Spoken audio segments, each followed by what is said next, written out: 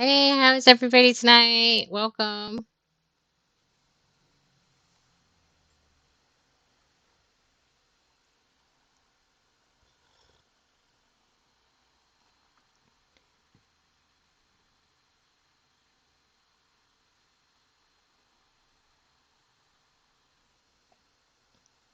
Yeah, we're just getting started.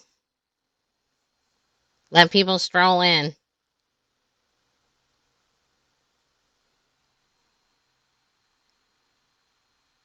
I'm doing pretty good. We've had quite a few like tech issues this week, but seems like things are working at the moment. Keep our fingers crossed that everything will behave itself during the whole stream. It's definitely been interesting stretch. Yeah, that's what we'll call it.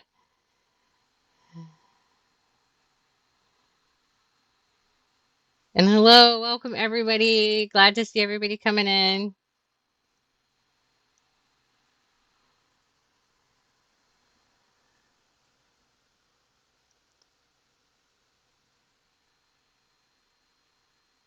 Oh, work's definitely been busy. Busy, busy. And yes, that's May, hanging out in the background. My day's been okay. Mostly I have been trying to get some sleep, got my nails done. We did a bit of a Halloween thing this time around, so those are back to put together. How was the Krusty Krab? Well, crusty as always. Have I eaten today? Well, a little bit. About as much as I usually do. So I guess that's something.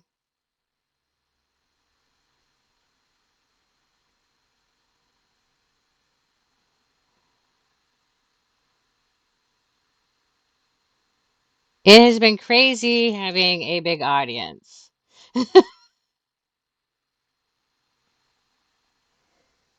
But you guys have been really good. Everybody's behaved and have been super nice and polite. You guys have been amazing.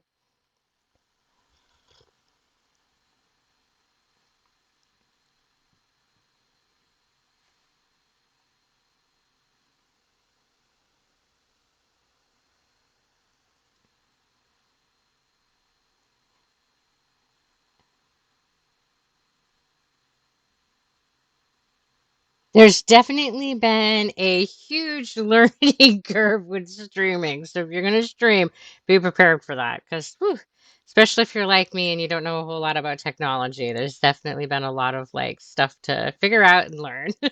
But it's been a great time. The Twitch community has been super friendly and nice, so that's been good.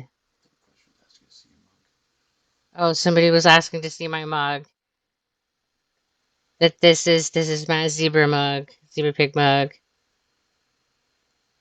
If you would like said mug, you can get them too. You just have to go over to my Facebook page. They're in my shop. You too can have a zebra pig mug. You can also get like stickers and a water bottle and I don't remember what else. There's stuff. Yes, I have my own mug because, well, Sarah Stalk is awesome and set me up with my own mug.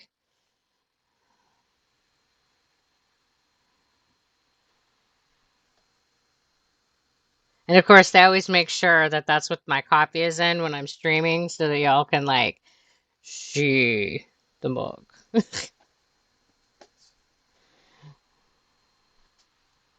My day's going pretty good.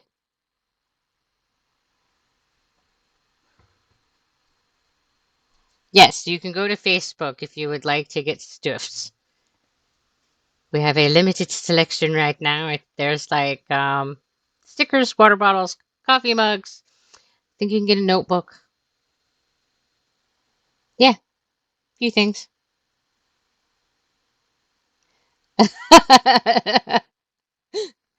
Still need the mug even if you don't drink have a hot drinks. And that's May in the background.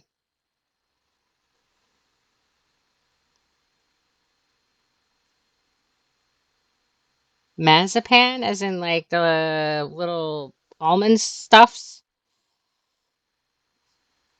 What's my favorite game of all time? I don't know. I don't know that I have favorite games. I kind of have games that I get stuck on for like a really long time and I play them like pretty exclusively and then I'll play something else for a while. So I don't know that I have like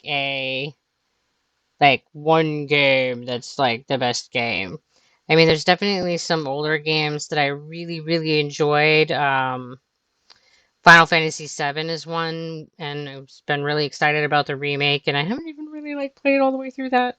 Or more to the point, I haven't watched Mistwatch play through all the way that. But there's just so many games.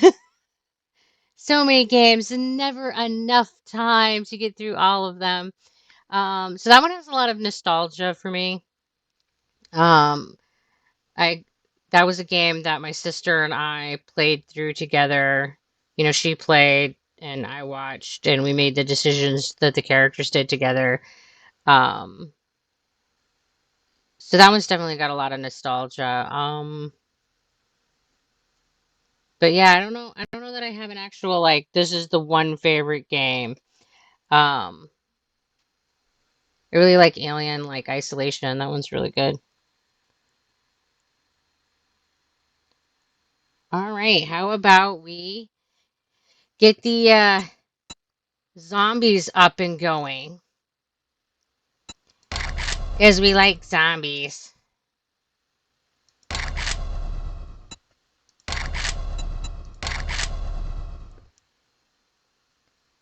It takes a minute to like get going, so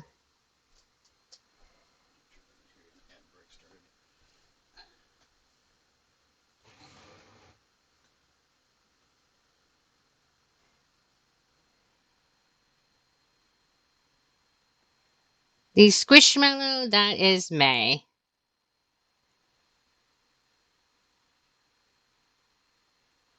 Will you sleep well? Thanks for stopping in.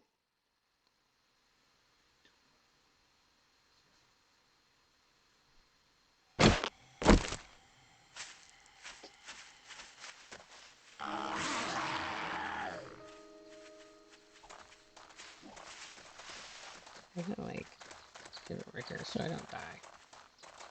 And then I'll switch my screen.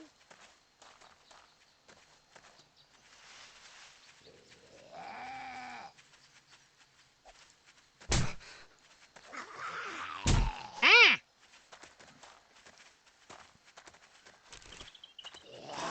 I got zombies punching me. This is bad.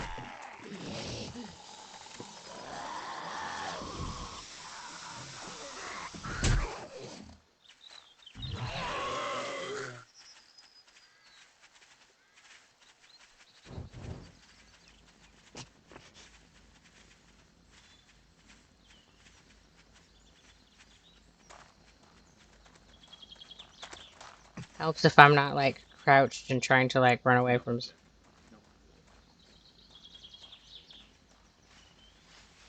What's the matter?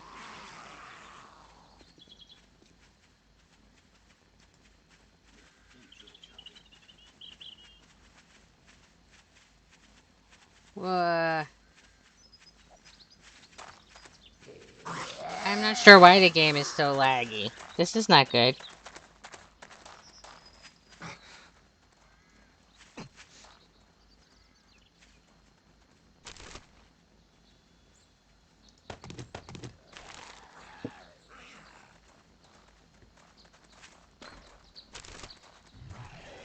Alright, we have tech gremlins on it, seeing if they can, like, figure out the lag thing.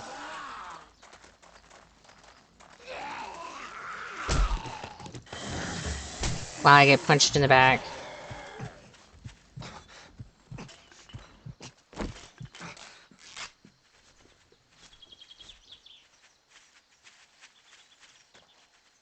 Are you guys also having lag problems?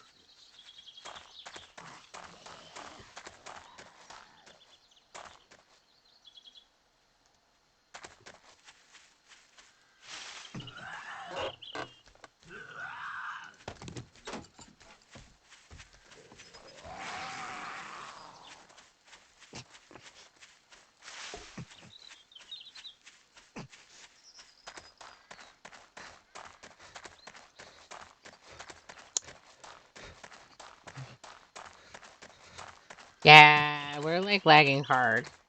I'm not sure how we're gonna fix this.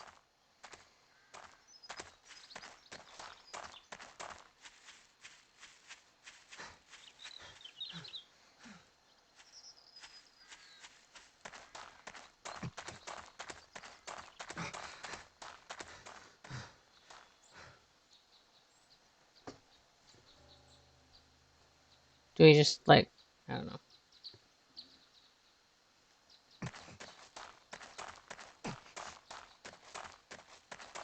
Because it does not seem to be smoothing out at all.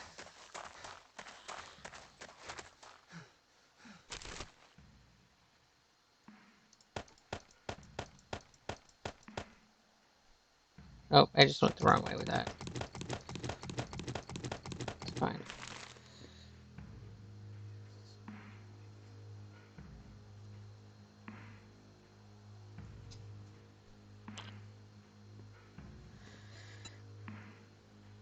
Alright, let's bump out of the game for a second, see if we can figure out what the problem is.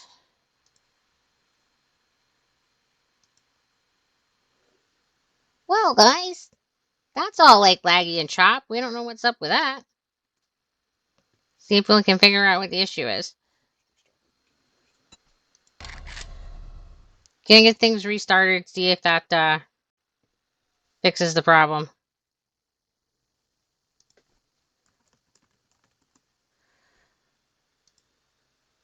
Should I restart?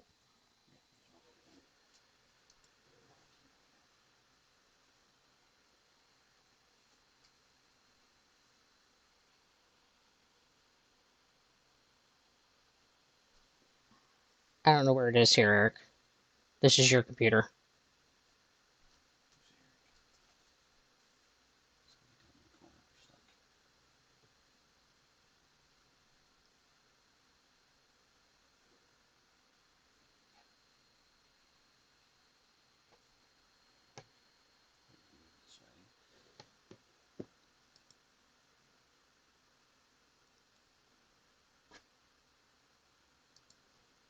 All right.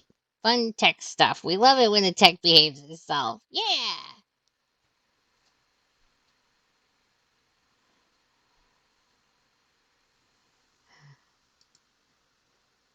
You know, I'm beginning to feel like this is just part of me streaming.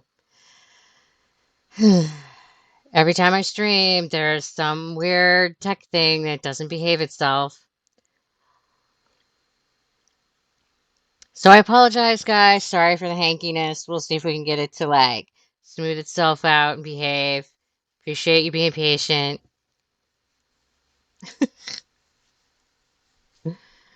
Gosh. We just wanted to kill zombies together.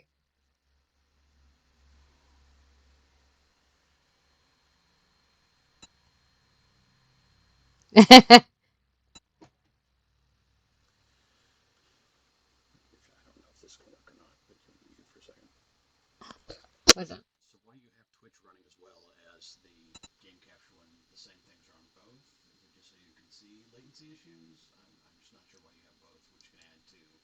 I can close it if you think I should.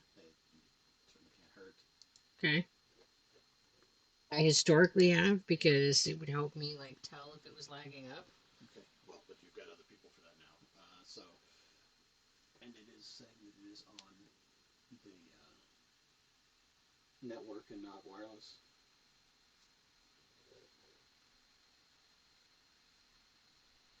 I have no.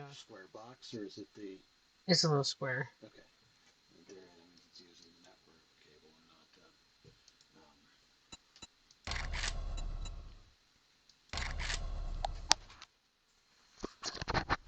I know I have a thing here somewhere. Oh goodness.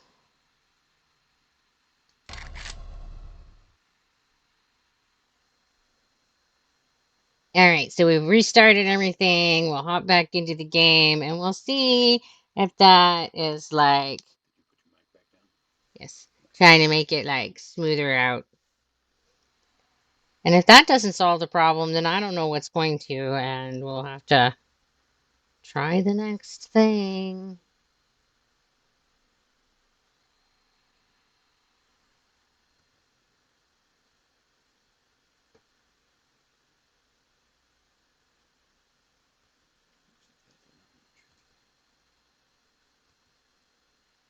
Yeah, because the other thing is the overlay on the game isn't working.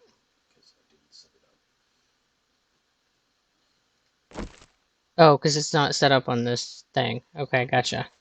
Because I'm trying to use something that hasn't been set up yet for this computer. Gotcha.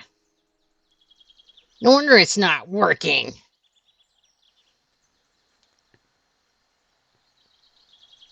Alright. Let's see if this is gonna, like, work a little better.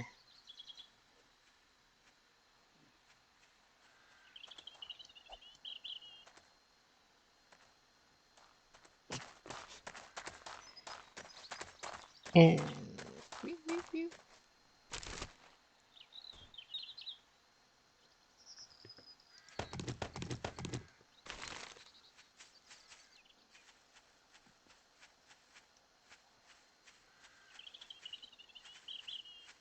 And I don't know if the in-game chat is working. Can you hear me?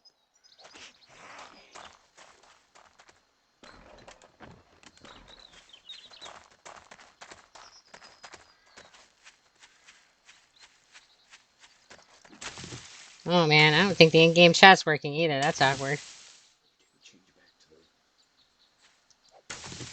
What?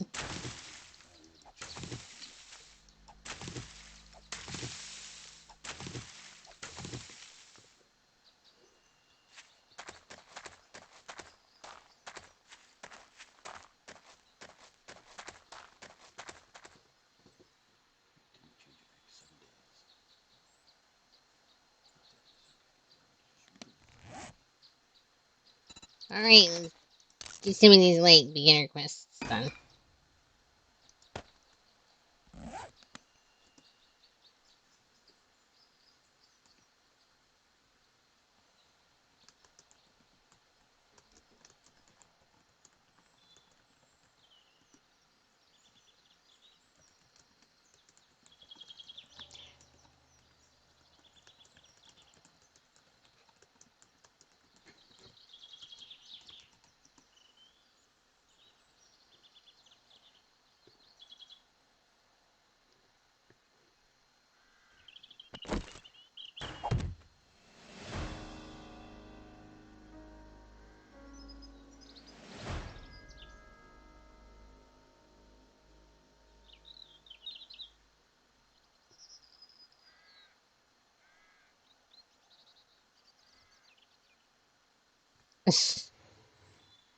Alright, all kinds of awkwardness.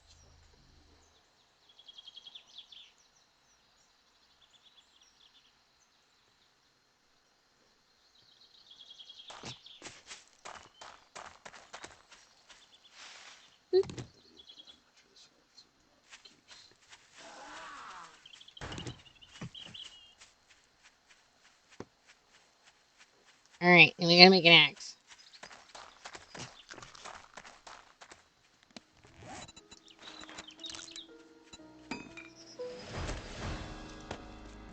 Now I at least have something to whack zombies with. Yeah, it's still really laggy with game dropping frames and that.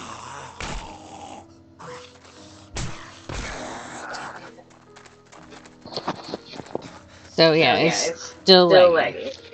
Great. So I'm not sure this is going to work this evening. That's more problem solving.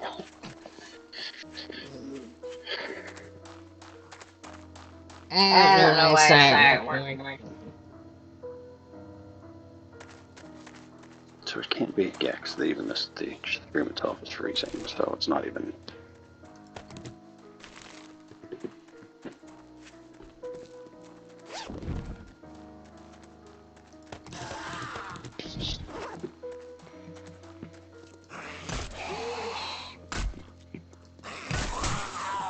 Yeah.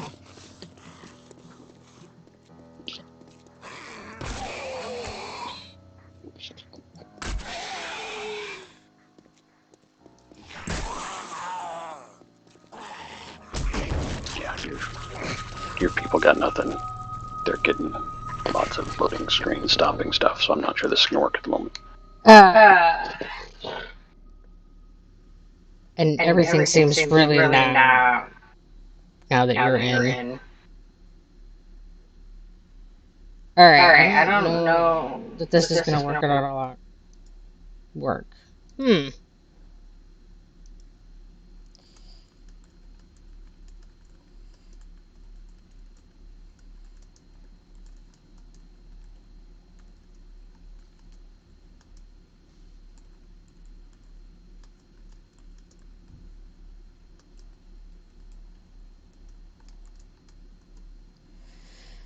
I don't know what is going on. All right. Hmm.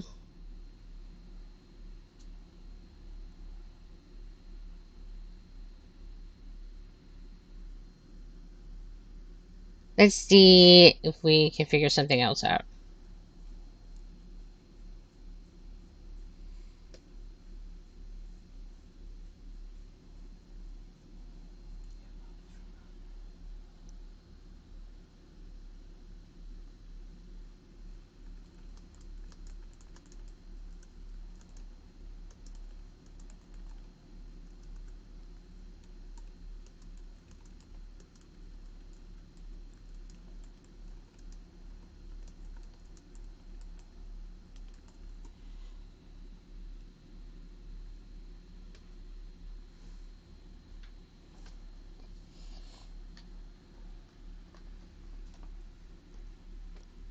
Yeah, we're trying to figure out why it's all like crappy and laggy, and we might not be able to get this particular game to work. We might have to try something different.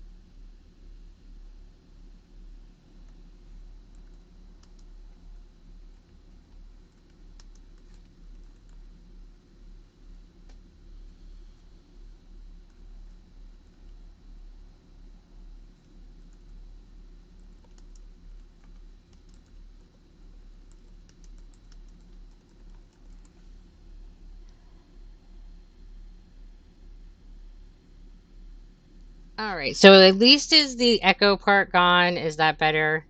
Is the sound better, guys? Or am I still in an echo chamber? I don't know. Everything's breaking. Ah.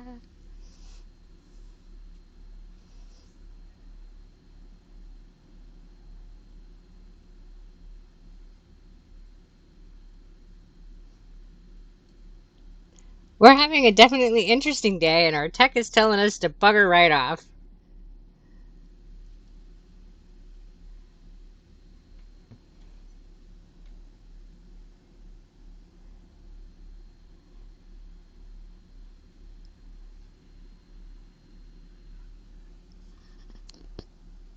People hearing me at all? Hello?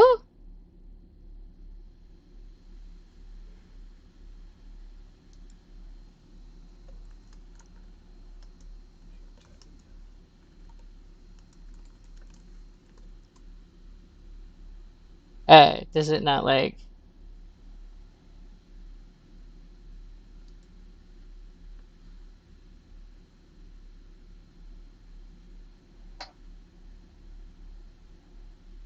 Well, that's awkward.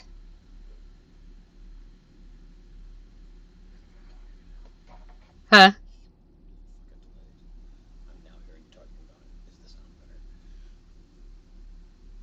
So my whole stream is lagging. I don't know how to fix that then.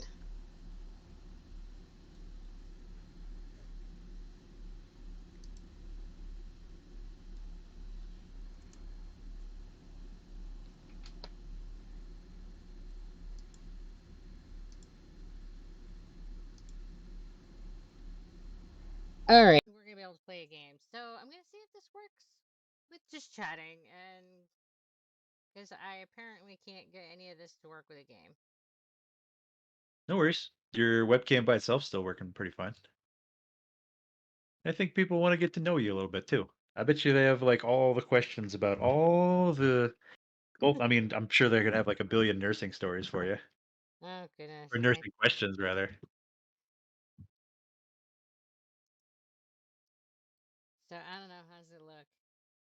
Nothing.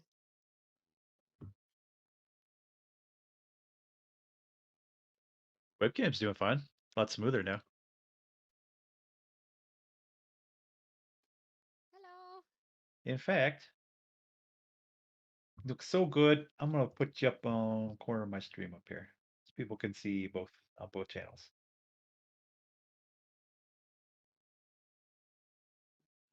Well, I got some people like trickling in. I see some peeps. I think they see me.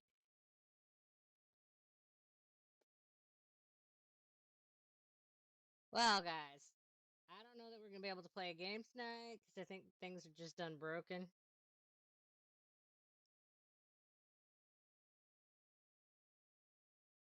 So there's that. We apparently have a long list of tech support that we're gonna have to address before our next streaming.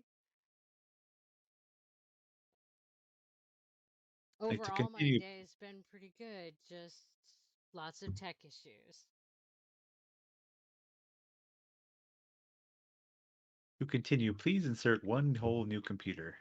Oh my goodness, yeah. Yeah. Yeah. So we did our stream Sunday. I'm terrible about time.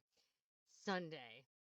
And that went really good. We did 7 hours, no real hiccups, no problems there. And then yesterday, was trying to figure out some of the OBS stuff and, trying to get some things set up there. And then, like, my computer just started, like, shutting itself down. I mean, it's been doing it, like, but not a lot, just like once in a great while. Yesterday, it's like, I'm just gonna do this every 15 minutes. So that was fantastic. Yeah. So there's that.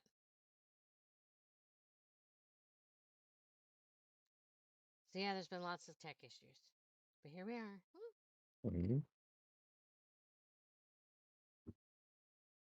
How did I find out about the person who showed me on TikTok? I was at work. Yeah, and just a whole bunch of alarms started going off in my pocket. And I was very confused for a while because I had no context as to like what it was that people were referencing. So I was like, what? And my social media exploded. So that was confusing until I like figured out what was going on. Yeah. And he had messaged me and told me that he was sharing a video. So I was like, oh.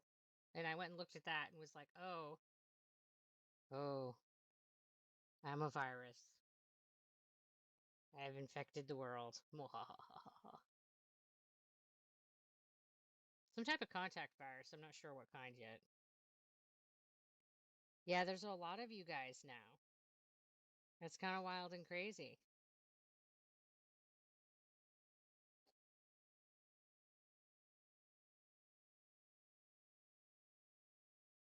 You know how some people have like when they get their streams or channels or whatnot going, they sometimes say like, "Hey, you all are gonna be like my gang, or you're gonna be my dumplings or something like that." Does that mean your viewers are all gonna be your like little viruslings? They have been dubbed the Dazzle. The Dazzle. Ooh, I like that name. That is the gathering of zebras. So, Oh, and that's just more pulled from the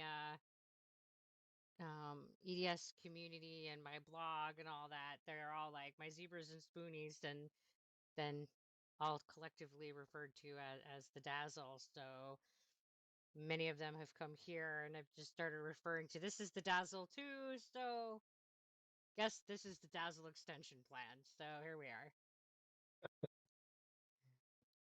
And yes, I have a mug that is the zebra pig. If you would like a zebra pig mug, you can get it on Facebook.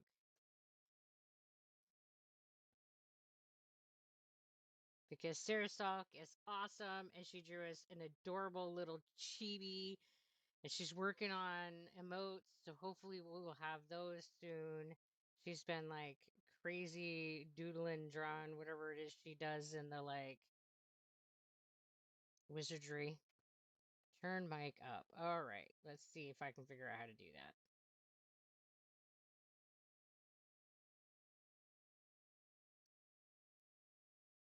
I'm not sure how to make myself louder. One moment.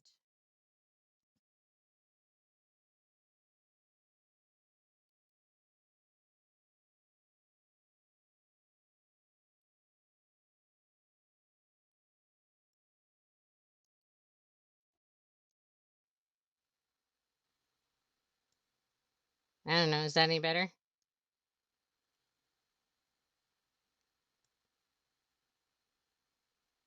Am I louder? No. Da da da. I'm always worried that I'm like yelling at people when I'm just like sitting here talking to nobody, but like a bunch of people, but I'm in this room by myself, so like I have no like idea how loud I'm actually being.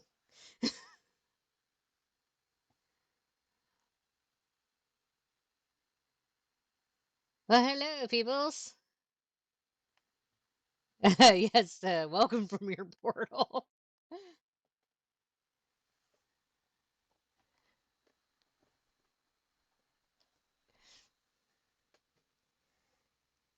How you guys doing tonight?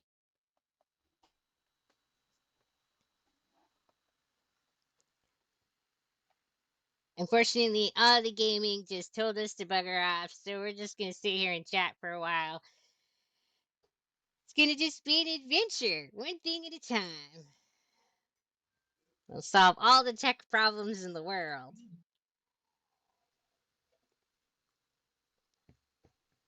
Or at least that's what I'm telling myself.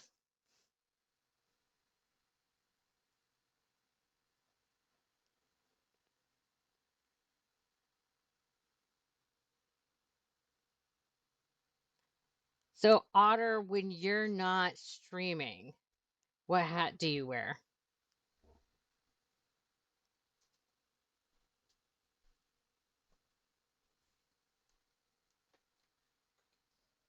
Usually no hat. He goes hatless.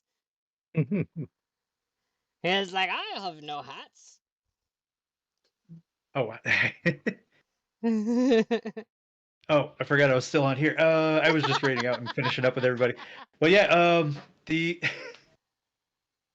the flat cap actually came from my wife as an idea. She bought me one like for because she thought I looked cute in it with like the winter and like just being all bundled up and stuff, and I like it.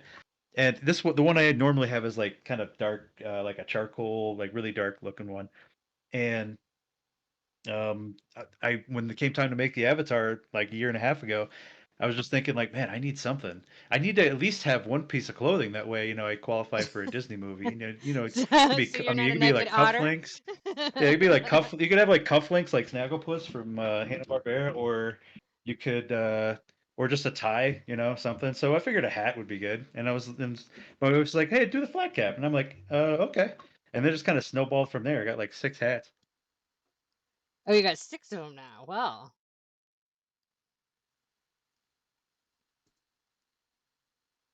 What about you?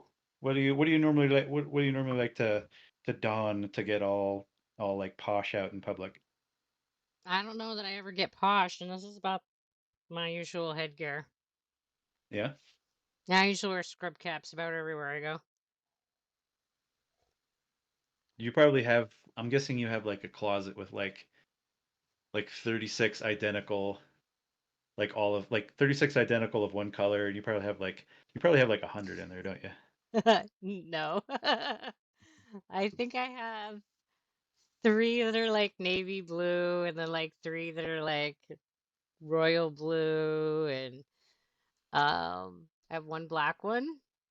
I have two that I made that are Halloween themed because Halloween's amazing, so I'd have a Halloween hat. I have one pig one and a unicorn one. I have a crazy collection of winter hats Nice. because, well, I have a little head, which is epic. So I can go into the kids section and Hmm. I can buy and wear kids' hats. Yeah, yeah.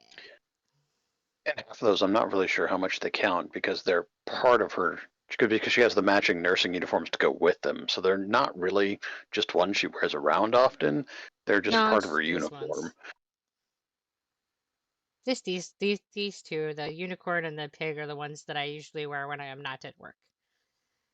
Is there like a little floppy horn on the unicorn one? No, that's just May's special horn. Poor May, she's been loved. Her stuffing's a little squished. She's a squished squishmallow. Yeah, I have like a sock monkey hat for winter hats. I have a Jack Skelly. I have multiple pig hats. I'm sure that surprises everybody. Um, I have a Minecraft creeper hat. Uh, God, I don't even know. There's so many. Do you mind if I ask you a nursing question? Sure. Like we were talking in Discord the other day about like some of the, let's just say like the older most guys get, let's just say the less inhibited they are, to put it nicely. So Yes. like naturally he's going around hitting on like nurses and stuff all the time. Like my wife would always be like, it was always the old guys. The old guys, they just didn't care. They have this like big smug grin, like they're just, like And you're most in of the on it or time, they know something. what they're doing. They just don't care. They're Yeah, not going to get in trouble. What are you yeah, going to do about it? yeah, Yep. exactly. Hmm. Have you, I mean, like, I don't know how many ladies you normally take care of. I imagine it's mostly guys, right? No, actually, I take care of more women than men. Oh, no kidding, no kidding.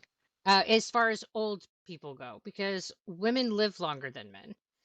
And so when you Oh, get into well, the older population, there are more women alive than men, especially into the like 90s. oh wow. Um, right now in the United States, it's the average is like 88 for men, I think we're at, and women are 90. I don't know, something like that. Um, so in general, I know women are living like anywhere from 3 to 5 years longer than men. Um, Men do not tend to go to hospitals as often as women. So men Hmm. tend to be what we call dead on arrival because Oh, jeez. they don't go in. So they end up Hmm. waiting too long. And it's usually a family member who calls and it's too late. Oh Um, wow. and this is true even of younger men. So dudes, any dudes out there listening, like don't wait to the last minute, especially if it's chest pain. Um, or you'll be one of the DOAs. Yep. It It's even just happened over with with me. Like it's scary stuff though. I will admit a part of it is definitely like the cost of going in, while another part oh, is just that pride of toughness.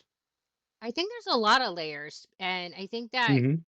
like for me, I'm terrible about being a patient, but it's because I've been a patient so much that I don't want to do it anymore.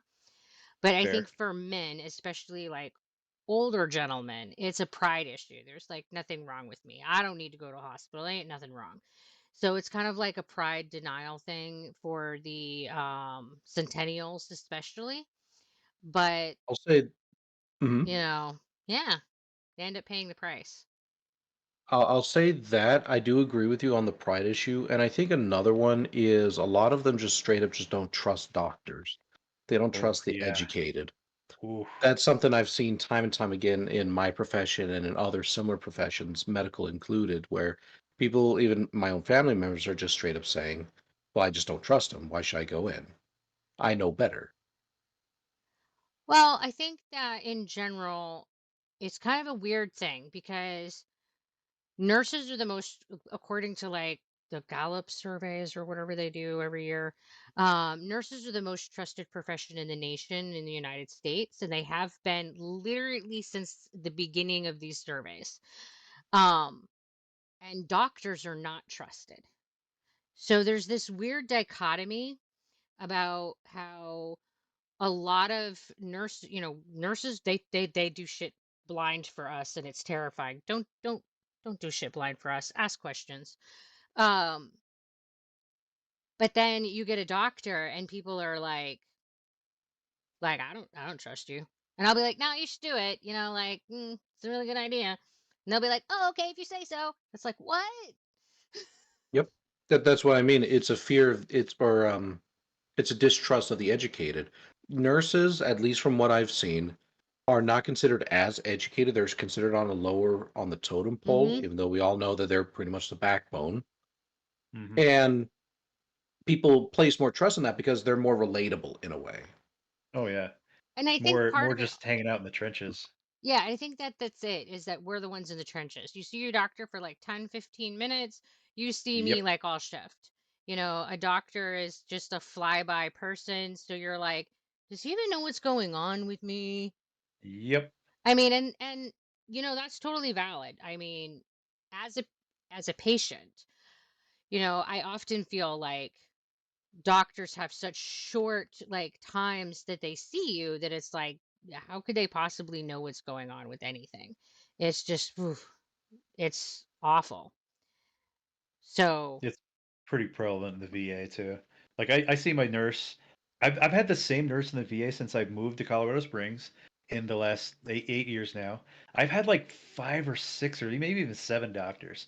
The way just the cyclic system of it is just yeah. I love my nurse. My nurse Rhonda, fantastic.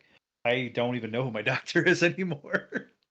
yeah, unfortunately, like for the general public, nurses are cycling through just as much as doctors now, especially as more and more nurses are becoming travel nurses like myself. Oh yeah. Um, because I can do the same job and get paid twice as much money. It doesn't make sense for me financially to stay in one place and make half the income. Like, Well, not yeah, when in you this have like economy. looming debt and economy being sketch, and I'm the only income. So you have a lot of nurses who are just like, nah, I'm just gonna travel. So it's getting to where we now are getting more and more of this like revolving door with our healthcare providers, which is just adding to a lot of the trust issues. It's adding to a lot of the consistency in healthcare issues. It's just adding to a lot of problems in general. Hmm. And just on a slightly different note, going back to the original question, the old women are just as bad as the old men. Phew. Oh, what was that what the question was? Yeah, Yeah, I Oh know God, that. yes. In my younger strapping lad days, I was a CNA, and damn, those old women in the nursing homes, they got nothing. They are just as bad, if not worse, than little old men.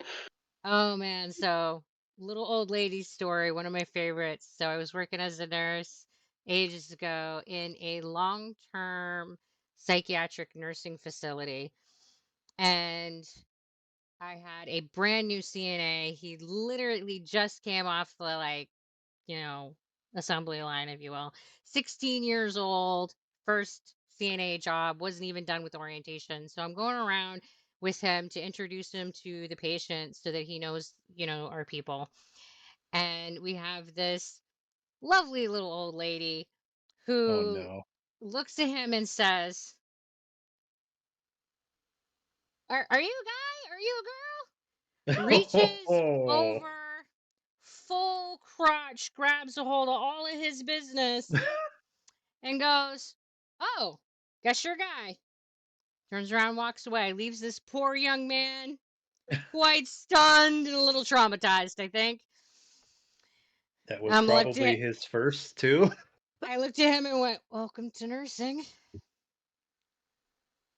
I mean, not much you can That's say to awesome. that. Like, she already let him go, so there's not much to do. Yeah, that's the lucky part. I was just like, damn, that's like kind of insulting and like handsy and all. That's like the whole package, all in like your first The day. whole There you pack. go, Oh my bud. god. The whole Like, package. So many yeah, ways. in so many ways. I was just like, wow, all right. Yeah, little ladies, they don't have any more filter than the old dudes. It's just that most of the nursing staff are women, and most of the Centennial ladies were enculturated that regardless of how they might feel, they're not going to flirt with other women. Fair. So you don't get a lot of that directed at us because majority of us are other ladies. So we don't tend to have that problem with the ladies. What we tend to have is the really nasty snide, well, bitch comments. Just the Mm. nasty, like, well, that took you long enough, and Okay. the like, well, if you lost some weight, you might be able to walk faster. Just the not really nice old lady shit, man.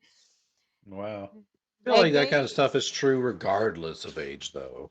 like women. Oh, absolutely. Women are socially nasty ugh. Men are more. This is just my nursing experience. Men tend to be more handsy in general. Like if they get agitated, they're gonna like close the space. They're gonna try to intimidate you. They're gonna like tower over you and try to make you feel small. Might outright throw some punches. Like men tend to get more like in your space, while women tend to be like, I'm gonna try to socially humiliate you. That And sounds it's about right. it's like, oh, all right. Yeah, and I'll totally talk about anything. Yeah. So if Of you have course, a you question, you will get the exception sometimes too, though, and it can really throw you for a loop when something like that happens. oh, I've definitely had some people along the way who have like thrown me for some surprises and uh some in good ways, some in bad ways. I mean, I've had peeps that I'm just like, you said what? What?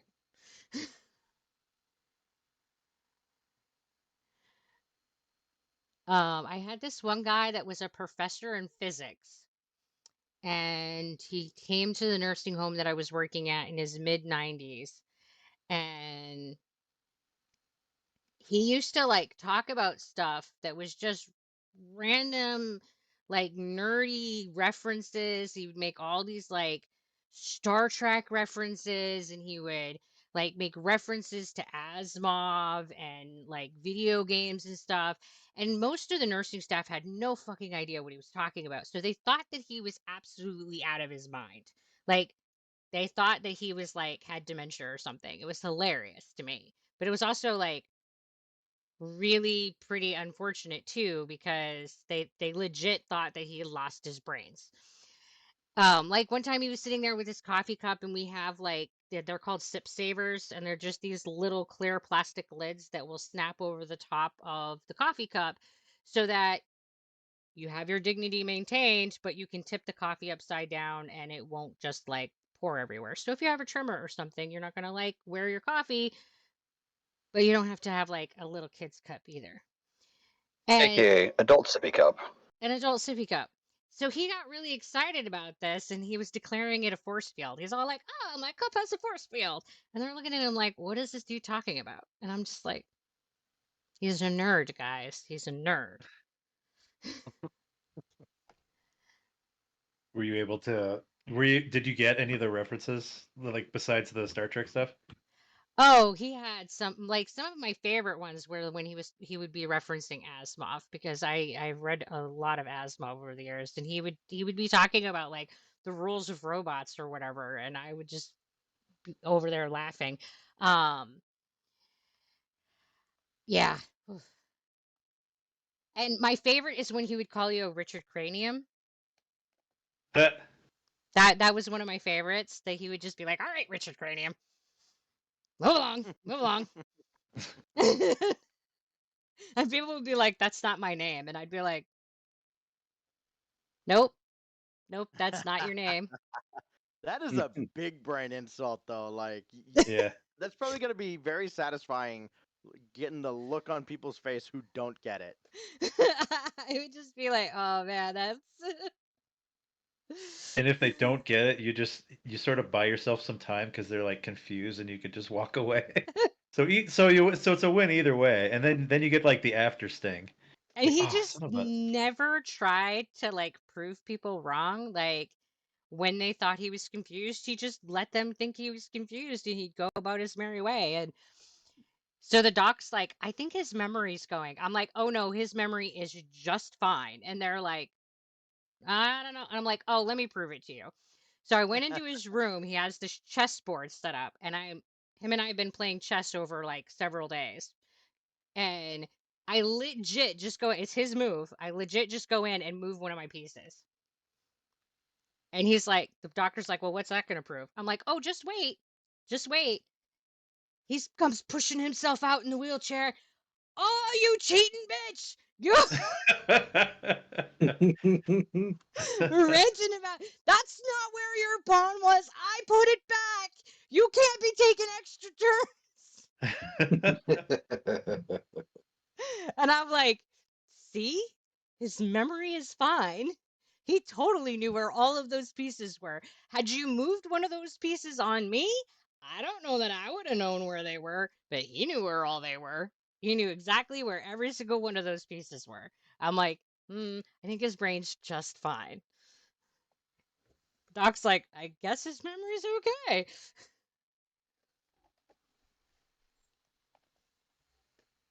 Yeah, he was one of the peeps that I really, really enjoyed taking care of. I took care of him for like, God, 5 years before I stopped working at that particular nursing home.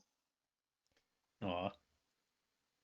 What was the damn it, my brain just got suddenly retracted into smooth mode. So how much of like your nursing career is, because it's part of the care, like just kind of hanging out with them and like playing chess and playing games, or talking, or I don't know, do you ever like read them a book or anything like that? Like this is. My personal nursing style is whenever I have downtime, I spend it with my people. Aw. Um, and that's you're spending it how they need it. So sometimes, yeah, that means reading the Bible to somebody who is dying and doesn't have family, but you know they're Catholic. So you assume that that's probably something that they would get comfort from. Sometimes that means, like recently, I had a 22-year-old that I sat and played video games with as we talked about like the stress of college and the pandemic. Other Yeah. times it just means letting them show me pictures of their dog and talk about their dog. It's just wherever they're at and whatever their thing is. So yeah, sometimes it's books. Sometimes it's badly singing. Yeah, that's happened. You said 22? Like, was this a different nursing, or is this a different like place you were at? That was recently when I was in med surge. Oh, Yeah. okay. Yeah, I've done a whole mix of things. I've done long-term care, I've done skilled rehab, I've done long-term psych, I've done acute care psych, I've done a lot of different flavors of med surge. Um, so yeah, I've got a lot of like variety in my background, and I think that's the ADHD. I get bored and have to do different stuff. But that's part of why I wanted to be a nurse and not a doctor. If you're a doctor, you are kind of locked into whatever your specialty is. You go to school for that one thing. If you're a cardiologist, you're a cardiologist, you're a cardiologist, and that's it. With a nursing degree, you can change through the different um, specialties, and it's all still like one license. Um, so the other thing that I like about nursing is the philosophies behind it. And they're both important, and we need both philosophies for our healthcare system to work. But the doctor philosophy and what they're taught is acute care, saving the life, maintaining life. And nursing is more focused on holistic medicine and the balancing the triad of mind, body, and soul, which often means letting people die. And it often means prioritizing things other than saving their life and prioritizing things other than um, having the best medical outcome. That whole idea of quality of life can often be more important to a patient than quantity of life, while doctors are looking at quantity of life, helping you live as long as absolute possible. And we need both of those mindsets in medicine.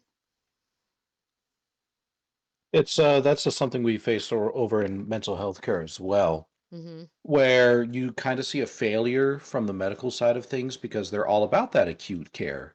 But then it turns out Absolutely. that if you get something chronic, well, nobody really knows how to work with it. Like, sorry, Hmm. man, you're just broken now. You're not going to get that spine. You're not going to get that pain in your back fixed. You're not going to get that leg back. You're not going to get rid of this illness that's going to stick with you forever. You're just broken. I think this And is a absolutely. lot of people come to the mental health side with that kind of acknowledgement of themselves, and they don't realize that there can be a different perspective where, hey, maybe it's not so much that you're broken, maybe you just need to realize that there is just a different level of wellness in life that you can reach now. And The idea of yeah, wellness versus like how we define wellness versus like absence of illness isn't always how you define wellness. yeah, absence of illness is not always how you define wellness. Wellness is simply being able to live life to the fullest degree possible. For example, if you're in a wheelchair, you're not going to be able to run, but that doesn't mean that you can't go out and shop and enjoy luxury activities and so on and so forth.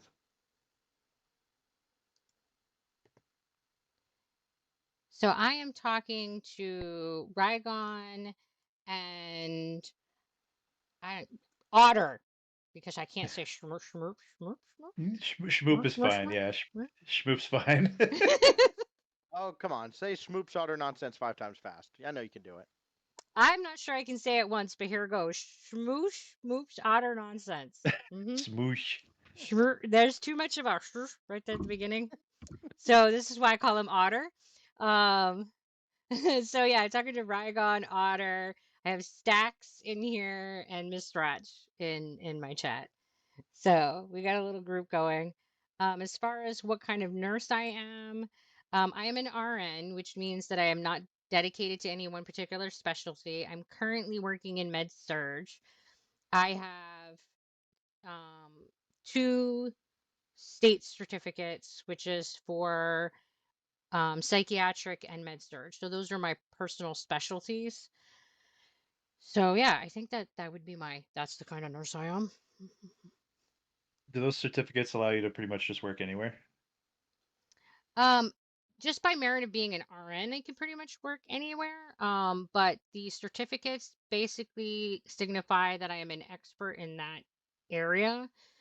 So they allow me to be team leaders. They allow me to be a teacher. I'm often put in the role of being a mentor.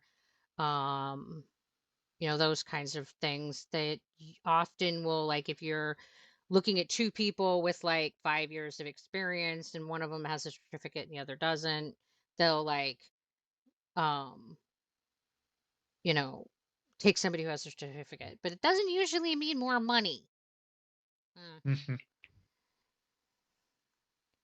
Looks good on the wall, though. Looks good on the fridge. want to work in nursing as in helping elders. That is the most difficult field of nursing. I did it for a long time, and of all the things that I have done, geriatric care is the most demanding nursing field that there is. The ratios are absolute insanity. Um, the last job that I had in geriatric was I was working in a skilled rehab nursing facility So it had 25 beds that were skilled rehab, 25 beds that were dementia, 25 beds that were long-term care. At night, I was literally the only RN in the building, so I was responsible for all 75 patients.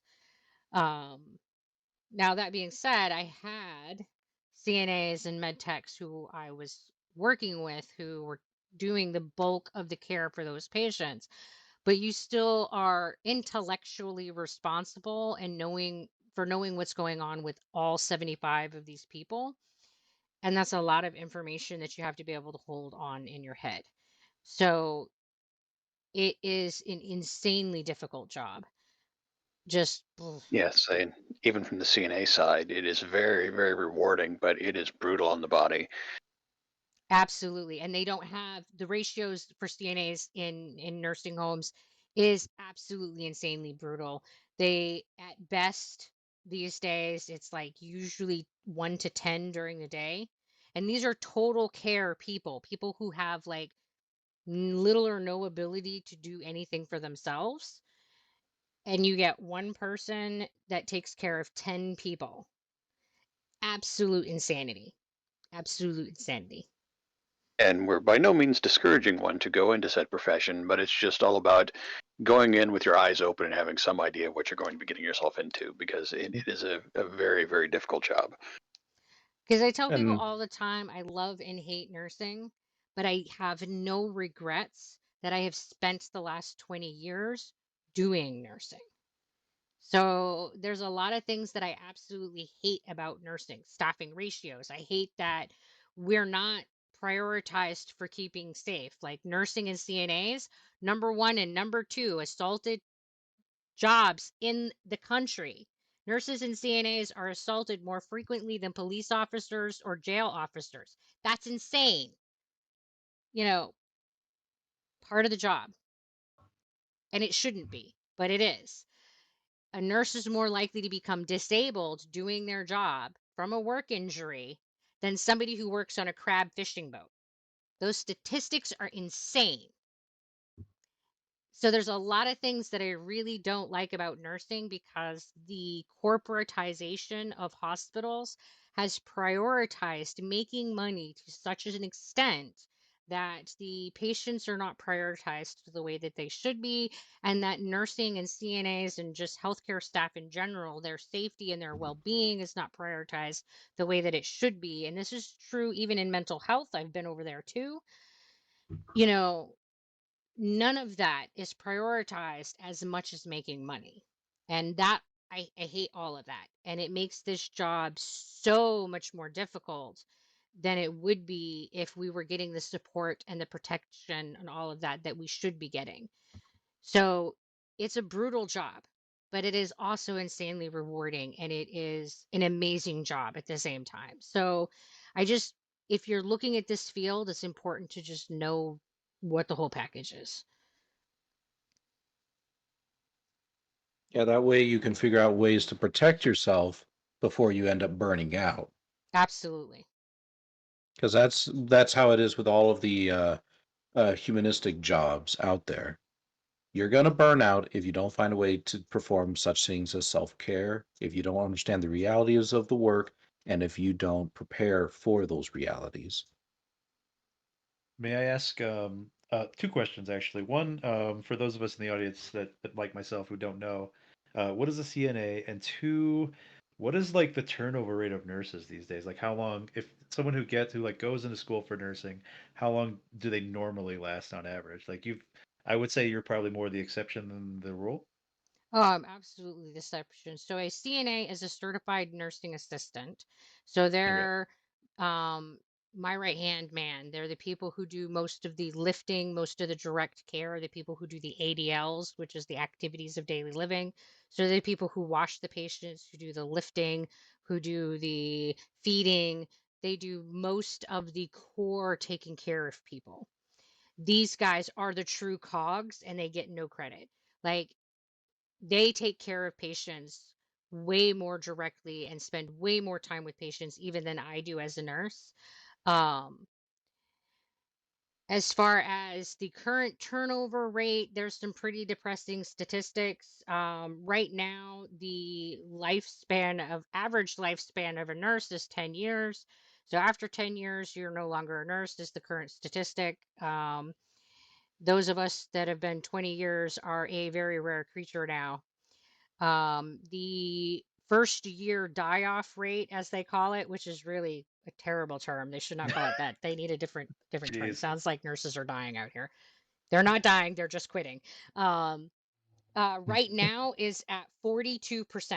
So that means that in the first year of those nurses who have graduated and started working, in the first year, 42% do not continue to work as a nurse. Yep. Although I would blame a part of that number, not necessarily on the nature of the work, but on other outlying factors like pay, for example. No, I've been working as a nurse for 20 years. My school, I chose to go the 4-year program. You can get an RN in 2 if you choose. Hmm. Um, but as far as like reasons that nurses quit, some of it is the nature of the job itself, but a lot more of it is things that could be changed that aren't being changed. Like the reality that you have a huge debt, and when you first start, you don't make enough money to actually pay off your debt. So many nurses then use their nursing degree to go on to a master's program to go into a completely different field so that they can make enough money to actually pay off their debt. I, as a nurse who has been working for 20 years, still do not have the majority of my student loans paid off. Wow. That's insanity because we don't make enough money to pay off our debt and pay for a family. We just don't make enough money. Hmm. So that's a big factor. Another big factor is that we're always going to have a high drop off rate at a high percentage of nurses who are just not coming into it with realistic expectations. And this is because a lot of new nurses are very young. They've never seen people naked before. They've never seen people die before. They've never seen people with limbs chopped off before. They've never seen somebody eviscerated before. And you see these things and they're horrific. And you have to learn how to be able to cope with those things while still treating this person with compassion and humanity. So you have to be able to open up your heart enough to let this person in and yet be able to do so in a way that doesn't damage yourself. You have to have this balance of like being able to care and be invested. These are people, their lives matter, and yet you're watching them die. You're watching them bleed to death. You're watching their loved ones mourn people. So it's very emotionally difficult, not to mention just what you're physically seeing can often lead to post-traumatic stress. The post-traumatic stress rates in nurses, doctors, EMTs, firefighters, mental health workers is really high. We see stuff that you don't want to see. I mean, I've held a Hmm. leg in my arms, and that was as an EMT though. Like you don't you don't want to be in that position, like where you're holding a severed leg. Like that's something that marks you. And you Yeah. have to learn how to be able to cope with all of that stuff in order to stay. So there's always going to be a percentage of people in that first year who are like, nope, I can't do this. Helping people is great, but helping people who are bodies are not intact and helping people who are dying, not nope. I need to find a different type of helping. Um, so there's that piece of it. Hmm. But there's also the politics. There's the money. There's the not realizing that you're going to be like stuck at work sometimes, like literally just waiting for the next shift and you can't leave and you got to just keep working and taking care of your people, even though you're dog ass tired because there's people's lives literally depending on you and the next shift isn't here yet. Um, yeah, it it's not glamour. It's not. And it's really easy as a young person where most people come from nursing. They come in directly from high school. their early 20s, and you know, I was this kid for once. So if you're 20, please don't take this personally, but you're very naive. You don't have any idea of like what you're coming into, and you don't realize like you have this glamorized idea of what helping people looks like, and the movies and the TV, all of that lies. Like what healthcare looks like is not what it showed in the media. So I think that's like a lot of layers go into it. And yeah, it's just makes it complicated. That being said, like that seeing that next shift come in is like the greatest sight in the world, isn't it? Oh yeah, they're your favorite people. That's been my long standing. Night day shift is my favorite people in the world. Like that, like when I used to get relieved from guard duty or something like that was just that was all we had to look forward to, is just eventually our shift would be over or something like that. Just be guarding some some random place in the middle of a base that's like not like no one's gonna, you know, no one's gonna steal it. You're just more worried about your the person in charge of you testing you just to make sure that something, you know, they can't get away with something and get you in trouble. Because that's the only thing that's gonna happen. I mean, like you're in the middle of the desert or wherever it is you are. But yeah, when you see like that Humvee pull up and those guys come out and you're just like, "Hi guys." Hi, like we're like this is from like Marine culture, but literally in my heart I'm just like, "I love you guys right now." Uh-huh. It is so like that. And unfortunately, there is too much news. Responding to one of my chats, somebody said, my great grandmother got on the news because her home abused her. I don't want that to happen to anyone else. She passed recently. And that they're looking at going into um, therapy and helping others because of this experience. And you know, while it's a really rare experience, like it is the minority because there's so many people in these nursing homes, in these facilities. It does hit the news frequently, and it's awful and it's terrible. And more often than not, it's not actually abuse, it's neglect. And it's neglect because the workers aren't given what they need to do their job. But yeah, sometimes it's abuse because you put people in a situation that they're stressed, and then they break and they do stupid shit. Um, Hmm.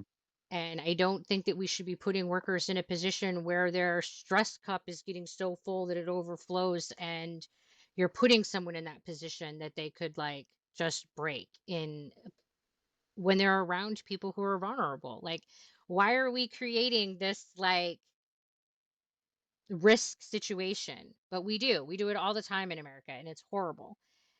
It's bad for us as the workers, it's bad for us as the patients. You know, we set so much up in the way of failure in the American health system. It drives me to insanity. Huh? No, I didn't see that I got rated. Hi, Raiders. Welcome, peeps. Just clueless.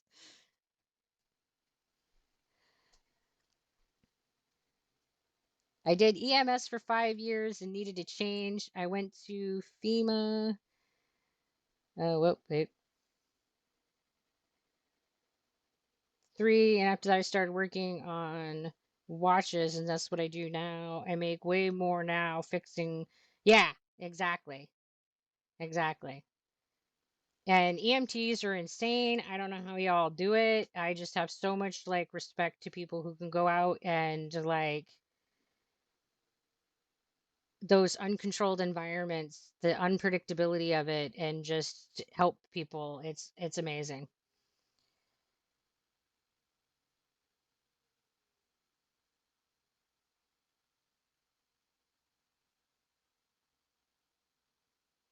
And people touching you when you are a nurse is absolutely a thing.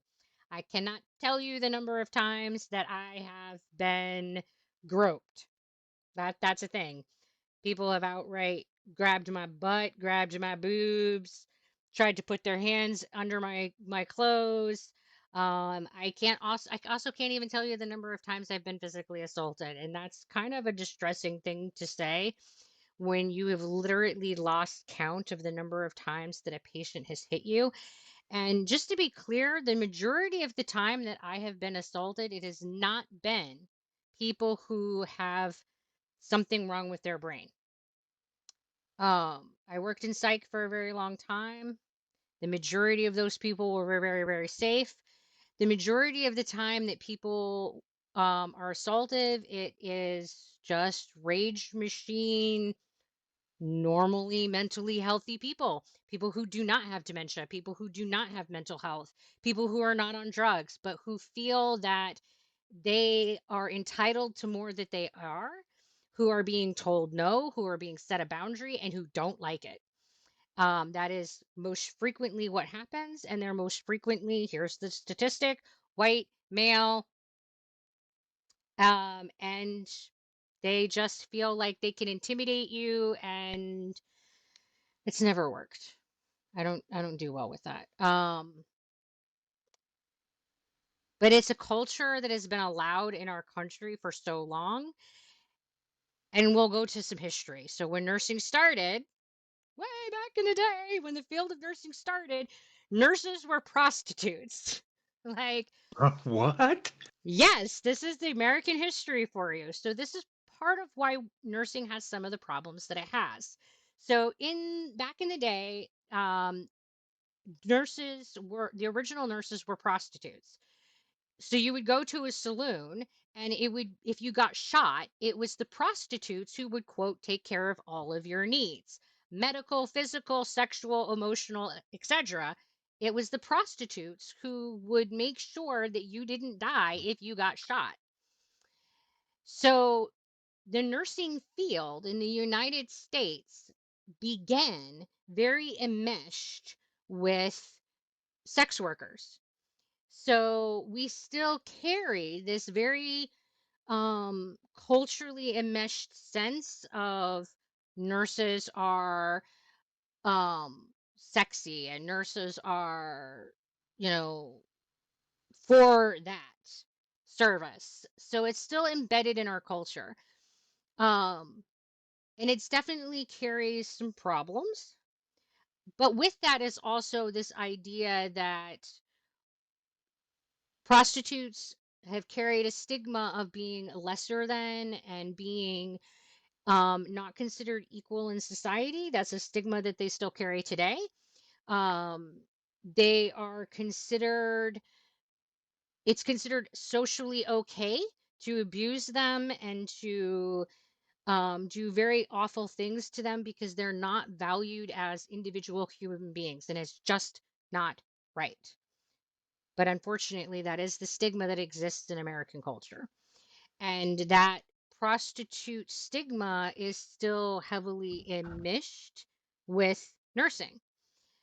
So there's this bizarreness that it is okay to hit us, and it is okay to intimidate us, and it is okay to touch us.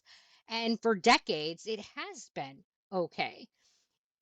And it's only been in the last 10 years that a nurse could legally, in any state in the United States, charge a patient with assault if she was hit or he was hit. I mean, it's kind of wild if you think about it. Like, we used to leave our rights at the door when we clocked in. Like, if I was assaulted when I first started nursing, if I was assaulted, I did not have the right to charge a patient with assault. It was considered part of my job. So we're starting to make changes, and some of the laws have changed. Like now, it is assault. You can't beat somebody up even if they're a nurse or a doctor. So yeah, there's some really crazy, history in enmested in it. It's like maybe my dog was disagreeing with that whole concept. I think Cruzilis has a question for you. Question. I didn't see that there was a question asked.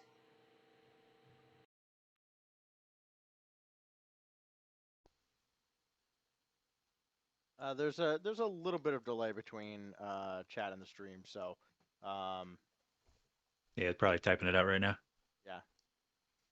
But if anybody actually if anybody has a question, just fire it off, because And yeah, because I Maurice keep would be able to scrolling get through up it. to try to catch like questions and stuff. I mean, there's a lot of legitimate fear in physical contact, and this is something that deters a lot of nurses, and this is one of the biggest reasons that nurses don't make it to their 1 year mark. They'll love being a nurse, they'll love the job, and then, they get punched. And the first time that I was punched in the face by a patient, I still remember it. I was 17 years old when a man full on punched me in the face. So, yeah, there's definitely something to be said about the nursing profession. I wasn't a nurse yet. I was a CNA at the time, but still absolutely not acceptable. It doesn't matter like what profession you're working, you shouldn't be assaulted. Like it's absolutely insane to me that this is socially acceptable in our country. And here we are.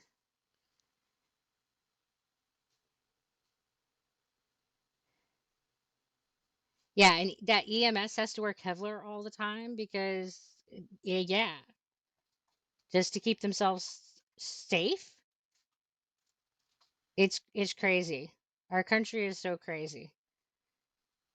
I mean, and I don't know what it's like in any other country. I can only speak to the United States, but here, this is batshit crazy.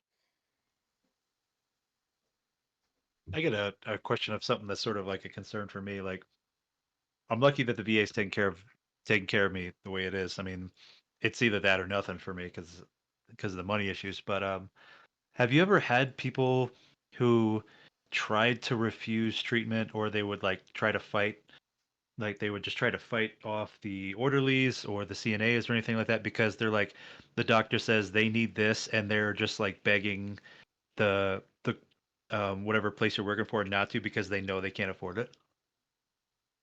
Oh, I have absolutely had patients who refuse care because they can't afford it. And they have the right to refuse. So if a patient says, I can't afford this, I don't want the care, you don't give it. I have seen people die because they have refused care. But I saw, it's never been like forced on them to the point where they're like, no, no, I can't afford this. No, no, stop, stop. no, I we can't legally actually do this. can't. Okay. Patients, as long as you have what's called legal capacity, you have the legal right to refuse care up until the point that you lose capacity and your life is under threat. So that Right. means if you're choking and you become unconscious, you no longer have capacity, which means you can't tell me yes or no because you're unconscious. You no longer have capacity. I can now perform the Heimlich maneuver on you by law because you no longer have capacity. I am allowed to assume that as a full code, you want life sustaining care. If you are a DNR, I have to honor your DNR. Um, so I've seen people who have absolutely refused life-sustaining care. I've seen people who've done it for religious reasons, who've done it for financial reasons, people who have done it for reasons that make absolutely no sense to me. Um, yeah.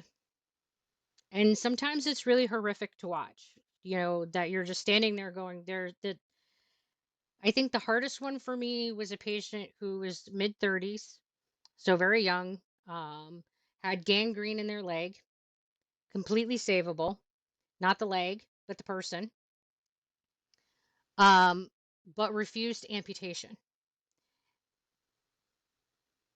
And by refusing amputation, they went septic and they died. So, that you can't fix that without chopping off the leg sometimes. And that's horrible. And the reason they refused is because they valued body integrity. It's not my place to tell somebody that body integrity is more important or not more important than living a long time because it's not my place. Those are your values. It's not my body, it's not my values, but it is really hard to know that you can save somebody, and you have to sit on your hands and you have to watch them die.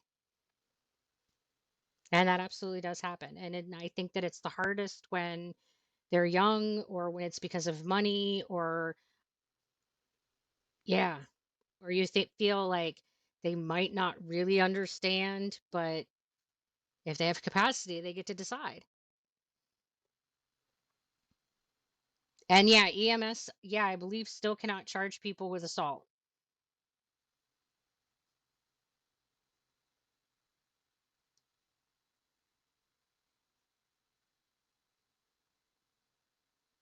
I mean, it's pretty crazy that somebody can literally stab you as an EMT and you cannot press charges against them.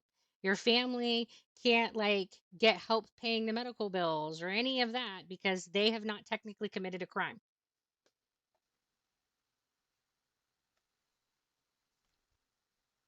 How mind-boggling is that?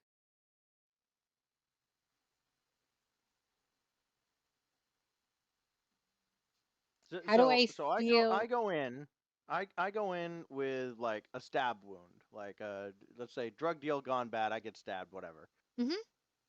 I snap, I punch you. That's not assault. It is now because I'm a Oh, it is nurse. now. Okay. But if you punch the EMT that's helping me transfer you to the stretch, you from the stretcher to the bed, that's not assault.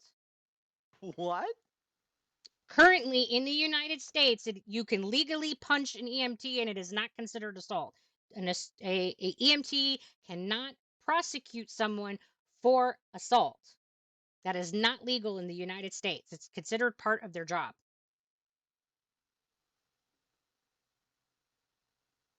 That's wild. And it is only in the last 10 years, specifically, it's been about 8, that nurses are been allowed. Nurses and doctors have been allowed to press charges for assault.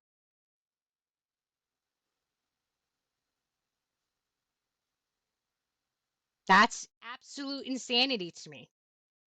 But yeah, you can punch an EMT square on in the face and it is not a crime.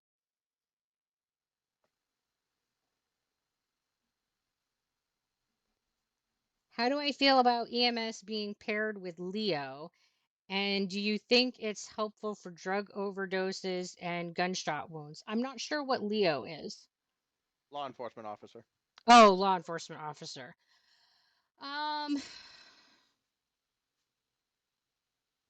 I don't think that the law enforcement officers are equipped for a lot of the shit that they're sent in to deal with.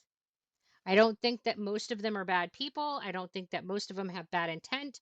But when you send in a police officer to deal with someone who is on drugs, you have them sent in there to deal with somebody who is psychotic or just in emotional state of distress, they are not trained to talk someone down. And having worked in psych, those skills take a lot of practice and a lot of time. And, you know, over the course of my career, I've done about 10 years of psych now, and I still would not consider myself an expert at talking people down in crisis.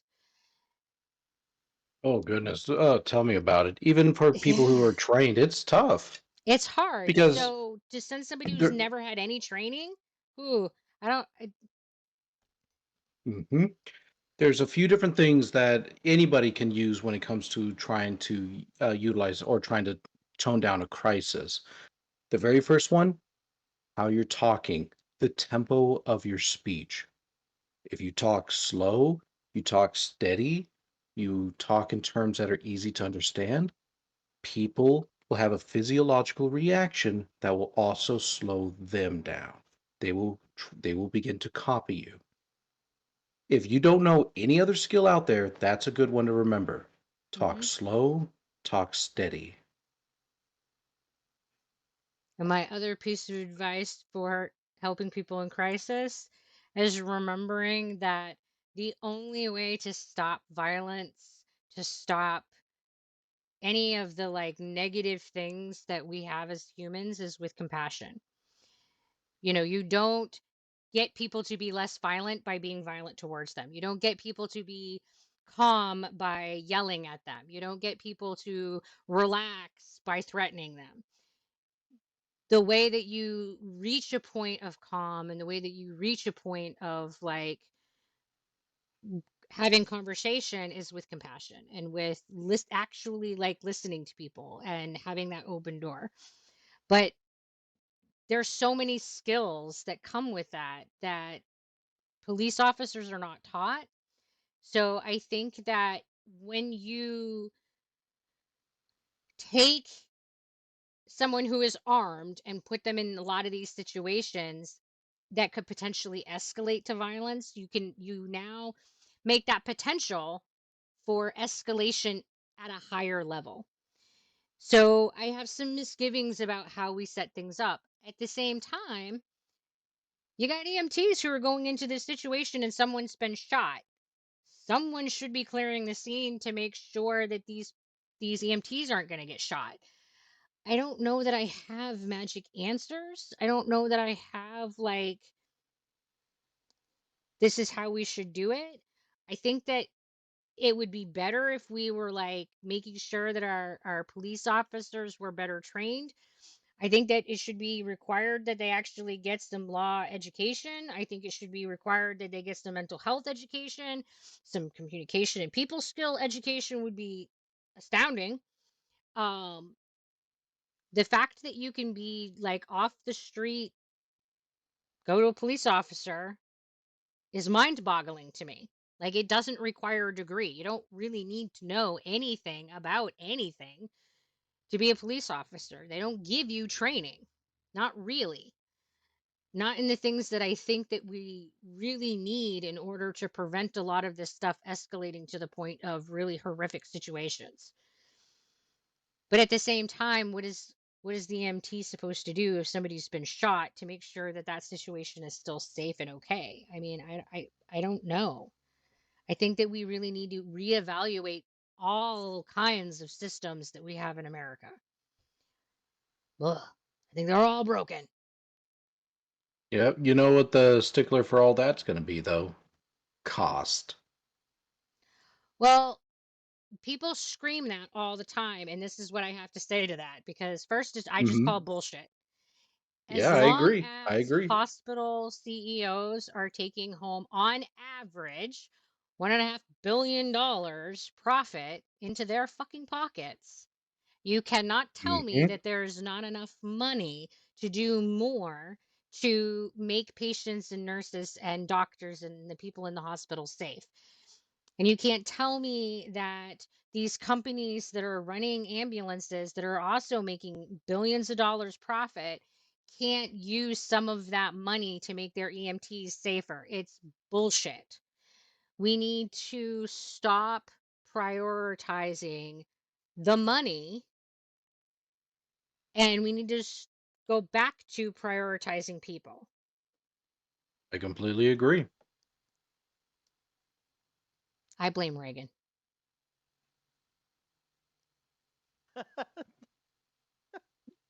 It's I been mean, decades and the man catches a stray. Well, it's his fault, not goddammit. undeservedly. If he had not changed the tax code, people right now in the United States would be at a 100% tax rate if they made more than $350,000. Why did that go away? Reagan. We wouldn't have billionaires. It just wouldn't exist. Which means that that incentive to give the money to your workers and to give the money back into your company to protect your people and give good patient care so that your company sustained over time is gone. Why do you care if your business goes bankrupt if you already have $10 billion? What do you care? You don't. You're still sitting pretty. You can start another business that will make you another couple $1 billion. You know, before when you had this tax that hit that 100% tax rate, you couldn't have this like cushy Scrooge McDuck swim in the pond bullshit. So the way that you created sustainability for your wealth was making sure that your company survived and making sure that your people in your company were happy and that your customers were happy and safe and protected. We don't have that incentive anymore because Reagan got rid of it.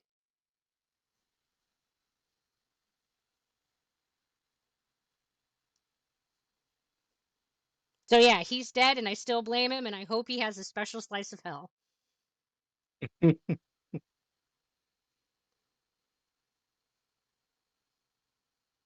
This OG Panzer Shrek PNN has had some really good insights.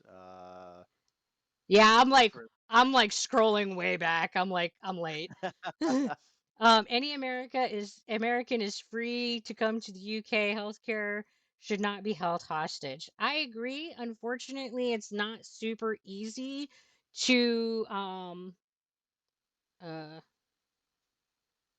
hop the pond. What's the word I'm looking for, guys? Cross the pond. No, become a citizen somewhere else. Immigrate, perhaps. Immigrate. Thank you. Because I have investigated this. We have looked at what it takes for immigration, especially post-pandemic world. Immigration is not really easy. And if you have chronic illness, there's all kinds of special extra hurdles. Like, I am one of the Mhm. most demanded professions in the world. And because I have chronic illness, there are a lot of hurdles for me immigrating anywhere in the world. And it's mind-boggling to me. Doesn't matter that I work full time. I might become a drain on the healthcare system. So there's definitely some challenges with that. But that is one potential solution, is to just be like, peace out, America. Have thought about it. Yeah, I know I've looked into it as well. I was I just looked stabbed while into. I just looked into. Hey, is it possible to move from America to New Zealand?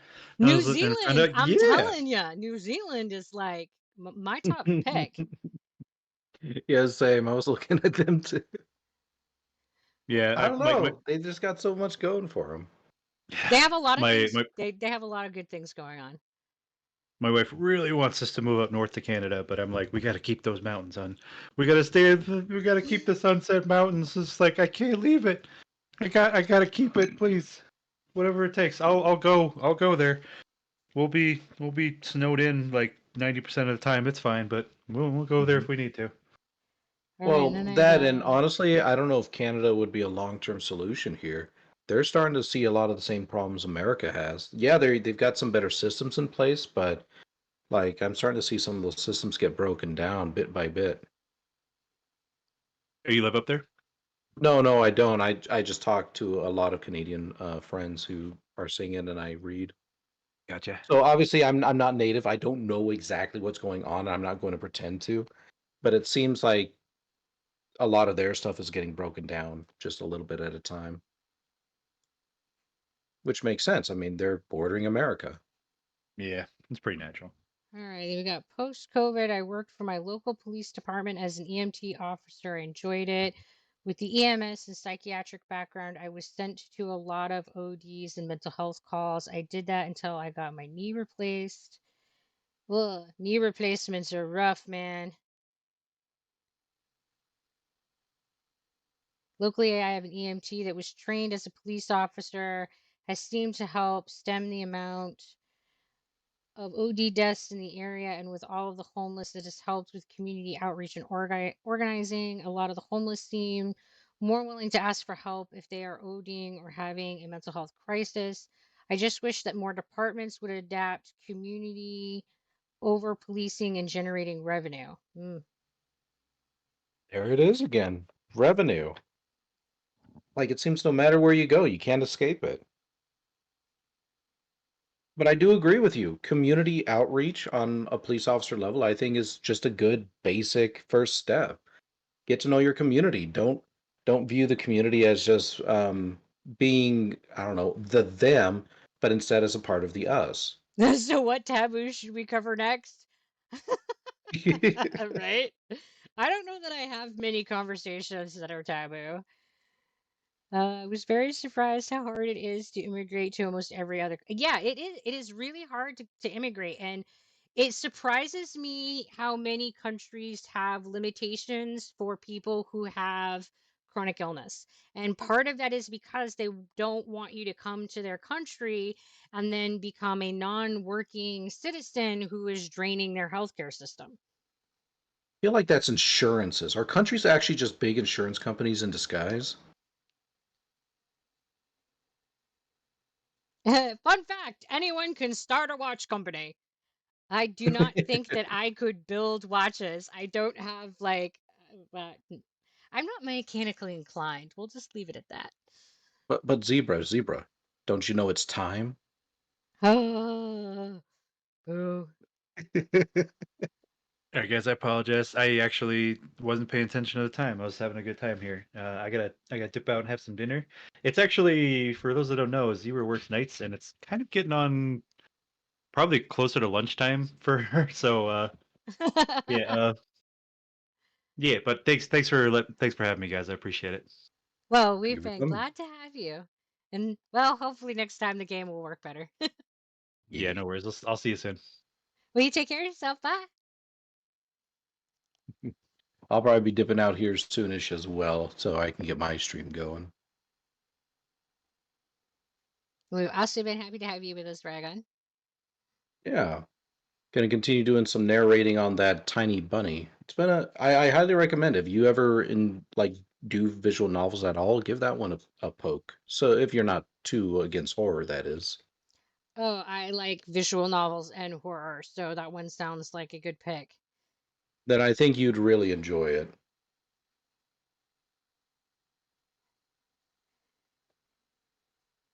Now I wonder if Miss Roch has picked up on the cue here, being the food fairy, to provide the pig with food. Oh no, the pig does not currently need food. Pig is good. Now, the coffee cup is empty, so if he wants to be a coffee fairy.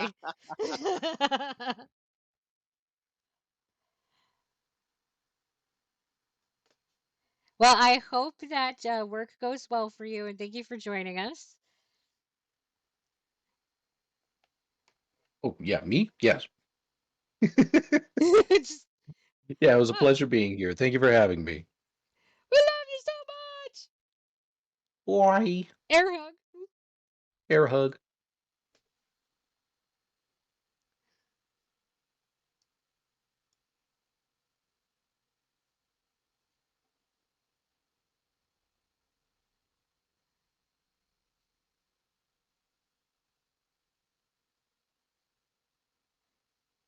All right, so what should we rant about now? I'm sure there's something to rant about.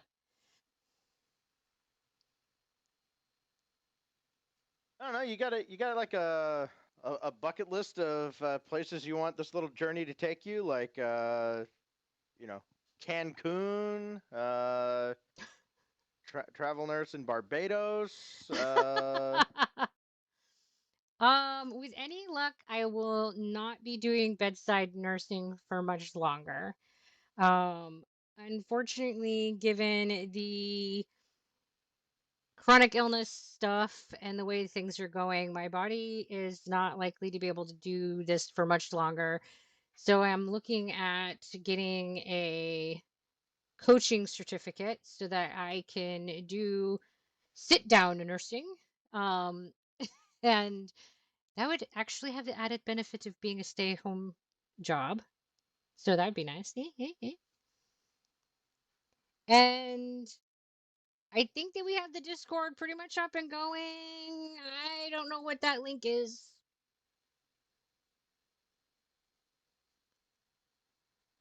Oh, that sounds like my cue. I was gonna say tech gremlins or Yeah, ninjas. it it's functional. And you know what?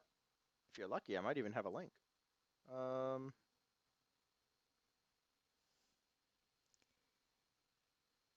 let's see. Gave you one. That was not the one to use. So where the heck did the other? Oh, it's in this guy's DMs. So yeah, there's definitely a learning curve with all of this. We're getting there though, guys. We're getting there. Yeah, I'll give you this link. Yeah, actually, I'll give it to Miss Roch to put into MooBot or whatever, and in theory that one I should work. can't do that right this second, but yeah, like I was saying, then it should be up before next Tuesday. We should have everything posted for people to have access to and all that good stuff. Because, well, we're down to just one laptop in Jack's on it at the moment, or in Yeah, and Zebra is on it at the moment. So things are it's kind of a weird chaotic. hodgepodge at the moment. Yeah, So when you said in chat that it'd be up before the next Tuesday stream, I'm like, all right, good. Buys me time to make sure nothing's broken and yes, people we can't we Right. should I have think it hang we out haven't all done any or real smoothed testing for it yet. out. Yeah. Um. So the I keep telling plan, myself at some point this will be a nice, smooth operation, but we've got Zebra involved, so you never know. I am very good at throwing monkey wrenches into things, so there's that. Um. I she's appreciate capable of that, having Panzer. technical difficulties opening a Ziploc bag. I mean, There's that. I think that more than anything, it's just there's a large stack of things that need to be done and dealt with. So it's just really a matter of like time, and there's definitely a learning curve that comes with it. I can't say that I anticipated having this many people this quickly, so it's been very cool, and I'm glad that you're all here. Hi. Um, but the normal curve is that you have several years to kind of like figure things out and learn how the technology works and all of that we haven't had. So we're trying to play catch up and condense that learning down into as short a period of time as possible. But the reality is it's just going to take time. So we're just tackling one thing at a time. And we'll get things up as fast as we can. The Discord should be up with the next stream on Tuesday. We'll keep our fingers crossed. Once the Discord is up and going, I will likely be using that to keep track of my streaming schedule, because the streaming schedule in Twitch is really limited and funky. It pretty much just assumes that you're always going to stream the same thing at the same time on the same day every week. My life does not work that way. I don't have that kind of consistent scheduling in life. Um, which is why I'm sure you guys have noticed the sudden pop in surprise streams that have happened over the last couple weeks. And it's because there's really no way to schedule that like one day stream in Twitch. So we'll get that going in Discord so that you can see just the one day, like, oh, just this once, we're going to do this day at this time. Because I'm not going to be able to do like a consistent day and time. Tuesdays are probably going to be a thing. But again, I am at the whim of my nursing schedule, which I don't have the ability to dictate. So it's whatever they decide my schedule is, I have to work around that. So I can never guarantee that I'm going to schedule streams at any particular time. So hopefully Discord will help us better communicate with you guys as to when the streams are going to be.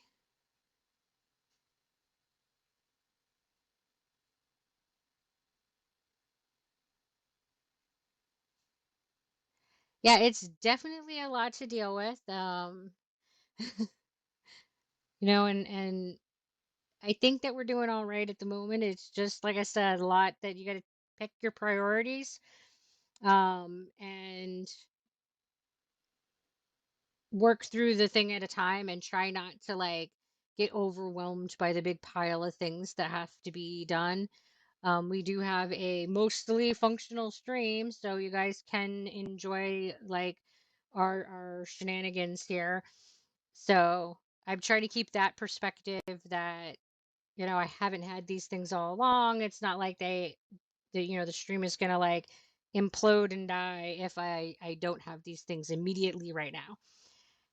Things are gonna get better as we can get these things in place, but it will definitely take time.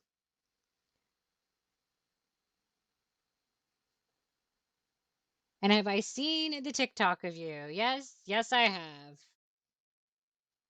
Both of the TikToks of me, the TikTok and the TikTok follow up. So yeah, I have. Y'all are crazy.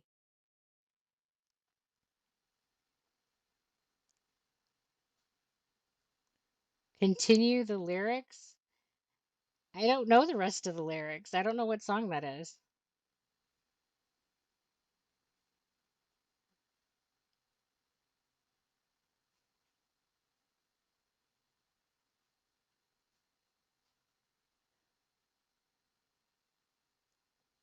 I try very hard to be positive, but in all honesty, it doesn't always happen because nobody is always positive.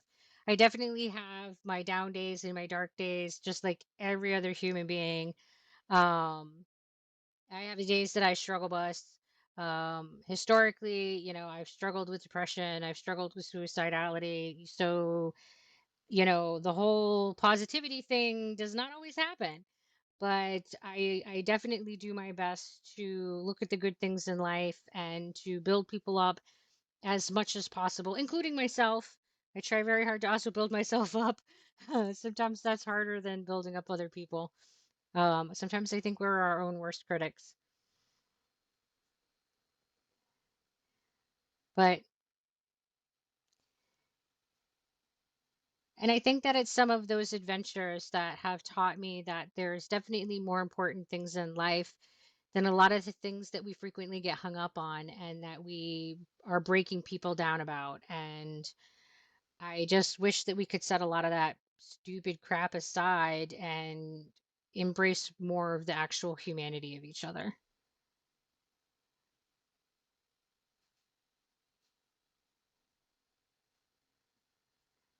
The stream has had hiccups, but I think that it's going okay.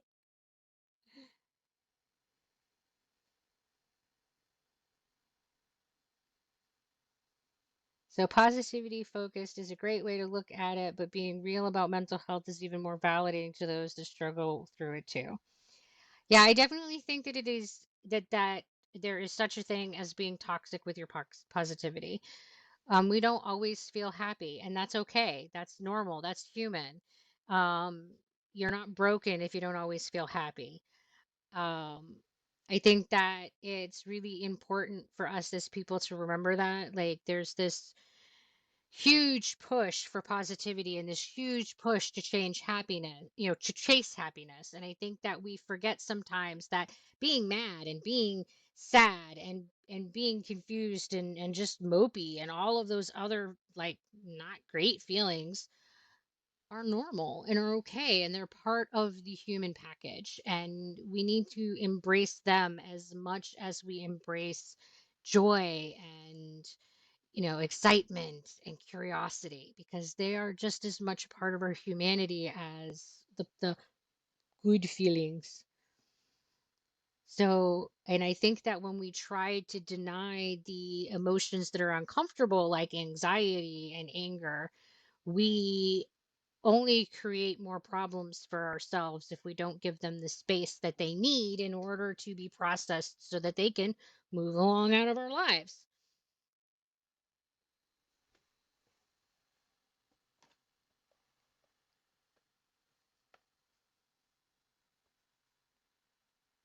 And I don't know if the world would be better with more people like me or not. It would definitely be more chaotic. There would be lots more of missing keys. um, it would definitely be a much more unpredictable world if there were more me's.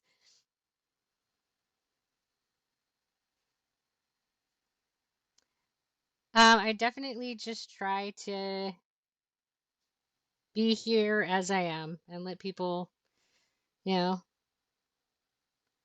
I masked for a very, very, very long time and it cost me a great deal.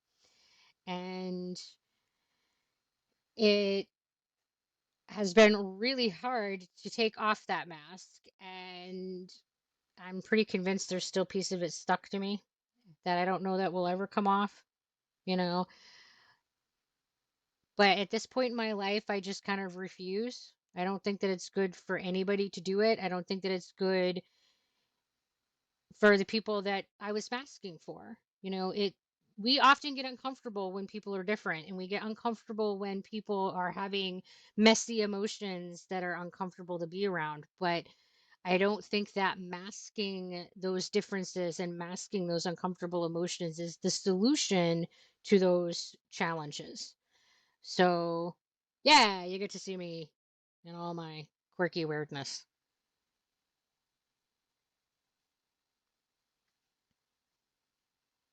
What do sprinters eat before a race? Nothing, they fast. Oh man. Oh man. Oh man.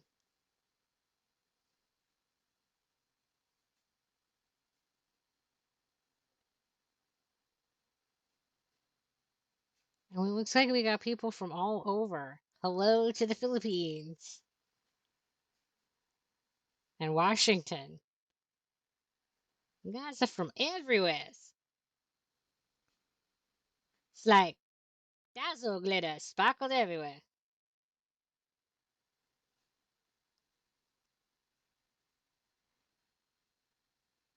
All right, what should I rant about now?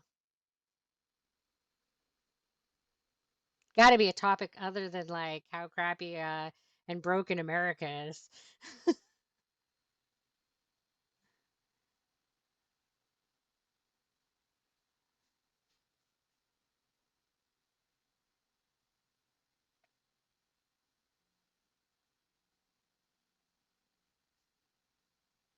Well, what other hobbies do you have besides this new one that's kind of exploded? Hobbies. Well, I have ADHD, so I kind of cycle through hobbies. Sometimes I think my hobby is to explore hobbies. The ones that have been lasting though is that I definitely love to role play. I am a world builder. Um, so I DM and like to build worlds for role playing.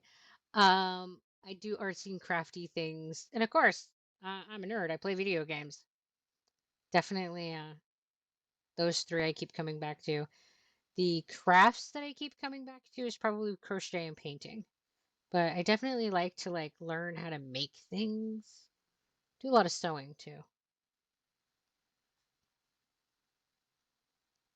What do I find most difficult while going through nursing school?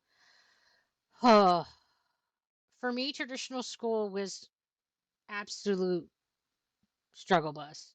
Um, the entire time that I was in school, I didn't know that I had ADHD. I wasn't diagnosed yet. So I never had any accommodations for my ADHD. So yeah, I also didn't know that I had dyscalculia at the time, and I didn't know that I had auditory processing disorder. So I had a whole bunch of stuff going on that I didn't know anything about. So I was dealing with all of that without even knowing that it was happening. So I didn't really cope with it well. I did like manage to do academically well, but I did that just by investing a crap ton of time. Um, when I was in college, I literally Suppose for the spent, folks at home, what's dyscalculia? oh, sorry. Dyscalculia is a type of learning disorder. It's where you have difficulty with numbers and spatial relations. So people who have dyscalculia often have a difficult time like doing math in their head, have a difficult time processing sequences of numbers. Um, and they get lost easily in space and they have a difficult time judging how much space there is from here to here.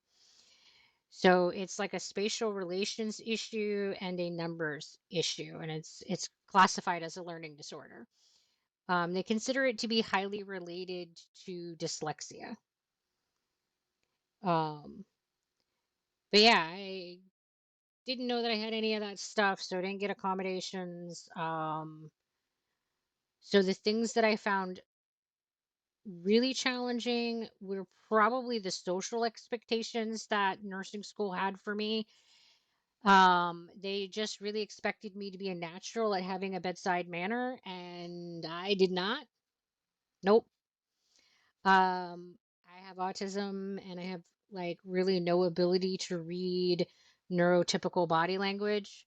So when I engage with neurotypical people, I generally don't know what you're thinking or feeling or It can be very difficult for me to tell whether or not a neurotypical person is joking or serious or being sarcastic, or I miss a lot of those social cues.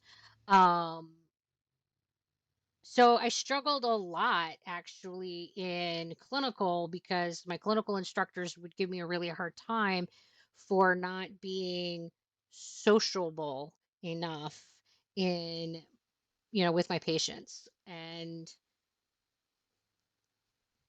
I don't know. It's been definitely lots of learning how to like engage with people in a way that like bridges that gap between the two neurotypes. Since then, I have definitely had an amazing coach when I was working in psych who worked with autistic people historically a lot. So he was my boss for a while and was like, let me help you. And in that time frame when I was in that job for like 7 years, I learned a lot about the neurotypical brain that I just didn't know was even different than mine. So I didn't know there was this like communication gap. So I didn't realize why people thought that I was coming across as rude and abrasive and all these things. Um, so yeah, I didn't get a lot of those skills until way into my nursing career. Um, Reading and keeping up with all the reading material was a huge challenge for me, and I mostly was able to keep up with it because thank God audiobooks exist.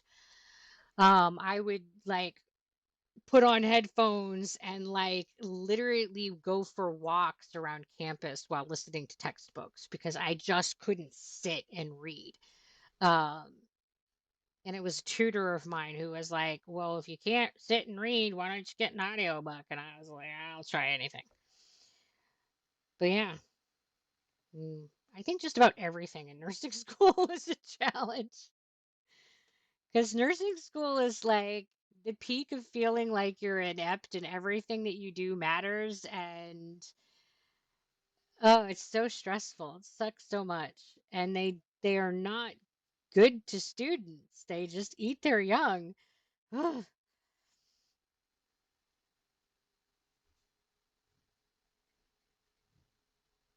it hard to absorb information through online class. I didn't do a lot of online classes, so I don't know how that would go. And well, I did nursing school 20 years ago, so online classes was just sort of starting. So they were definitely like a different animal then. Um, and do I want to play poker? No. You could definitely bluff your way to a win. I'm glad that I graduated before COVID. No way could have I done virtual classes. I hear so many students that are talking about how difficult the hybrid and virtual learning is. And I just,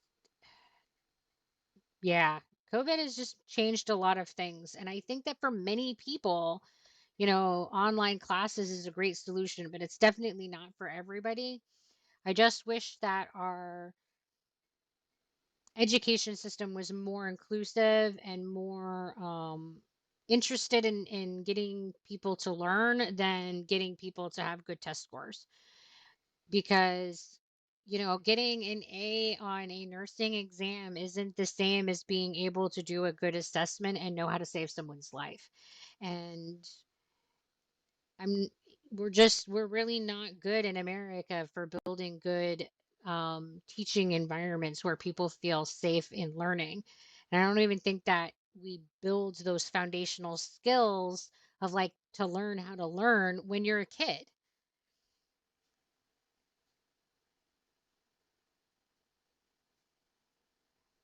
There are a lot of options if you want to do audio books that are textbooks. First of all, because of the American Disability Act, every textbook that is printed is absolutely available as an audio book. They can be a pain in the butt to acquire, but if you go to your disability office, I don't know what they're called now, but your accommodations are available through your college. I got them through the tutoring service in my college. Um, But by law, every textbook, every manual, every educational thing is required to be disability friendly. So it has to be available in Braille, has to be available as an audio text, etc. So they are absolutely available as audiobooks. A lot of times they are super expensive, so I don't know that that's like necessarily the best route to go.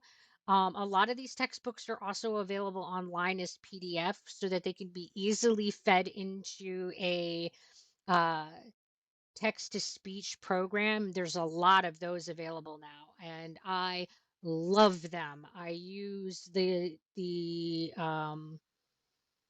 Speechify, I think is what it's called.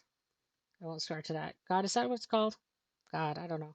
Um, Miss Rach, That's what it was called until they just recently did an update for it because it used to have a free version that it no longer has, unfortunately. But yes, that is yeah. the service you use Speechify. Um, so yeah, unfortunately, I'm not aware of a really good free one.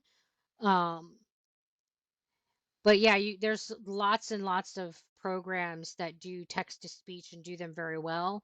And even if you buy the program, though, most of the time it would be, cheaper than trying to chase down all these audiobooks. Because the thing about audiobooks that drives me absolutely insane is that they are ridiculously expensive. Like a hardback novel, is going to be like, 12 to 20 bucks, depending upon which size of hardback you're getting and how fat a book it is. And then the audiobook is going to be like 40, sometimes even 50.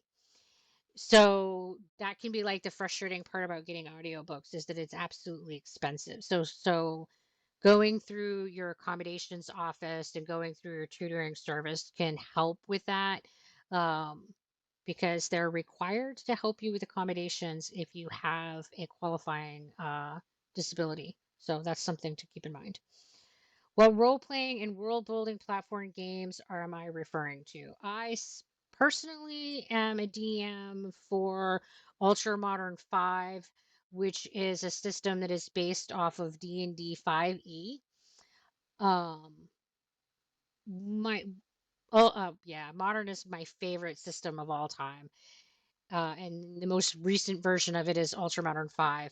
It's basically where you get to be wielding magic and technology in the same character. It's all in the same world. And depending upon how the DM wants to set it up, it can be a futuristic world with magic or not. You can do as much blend as you want, but the rule sets include all of the science fiction stuff and all of the fantasy stuff. So you can really do a lot of cool world building stuff. I personally, in my world, have it as a modern setting with the D&D level of magic. And Yes, as and far, it's set up to work with 5th edition D&D. yes, and it's based off of the 5th edition rule set. And then as far as the world building goes, the current platform that I am using for my world building is World Anvil. It's an absolutely amazing website. There's a free version, there's paid versions. I think the paid version is worth every penny. Um, but it lets you make equivocally like Wikipedia articles. It lets you build your NPCs and your maps, and it lets you hot link everything together so that you can like search your site. So it makes it really nice and user friendly while you're in session DMing. Um, it's also really good if you just want to like use it for story world building. It's an absolutely amazing place to build a world for video game, role playing, doesn't matter. World Anvil is awesome. I'm so in love with it. And I'm obsessed with world building. I love to just make characters. Doesn't matter if they ever meet them. I have like NPCs all over my world that I just like, ooh, what about this person? Like, what would they be like? And I just think about like what would the politics be and like this what would happen if and fill in the blank. I don't know. I love storytelling. And I like role playing because it becomes this really fun shared storytelling environment where my players get to like do a lot of the storytelling. I give them the setting, I give them these NPC characters that they can engage with, and then I just see what they do with it. And then where the story goes is entirely dependent on what they decide to do with it. It is so much fun to watch what they decide to do and see where the story goes. And they're constantly surprising me. You can never anticipate all the things that your players do, especially the wonky bastards that play in my game. Yep. Because Miss Roch and Stax and Sarah Salk are 3 of the 4 players in my game. So, um, yeah, they're I don't know what you're also talking about. We never do any weird things. here. Yeah, you do lots of weird things. And they're constantly challenging my understanding of science. They'll be like, well, I want to do this sciencey thing. And I'll be like, I don't know how that science works. Please hold. The whole like, I don't know how that works in real life, let alone how it'll work in this game life. Give me a second here. And hello, I'm doing well. Things have been a little bit crazy, but not the bad kind of crazy. I definitely feel like I have been playing scrambly catchy up for the last couple weeks, but I also feel like we're making some progress and getting things into place, and hopefully that will start to reflect in the stream. Biggest challenge now is my computer's been misbehaving, so hopefully we can get that sorted. Ugh. Always something. Always something. Yeah, yeah.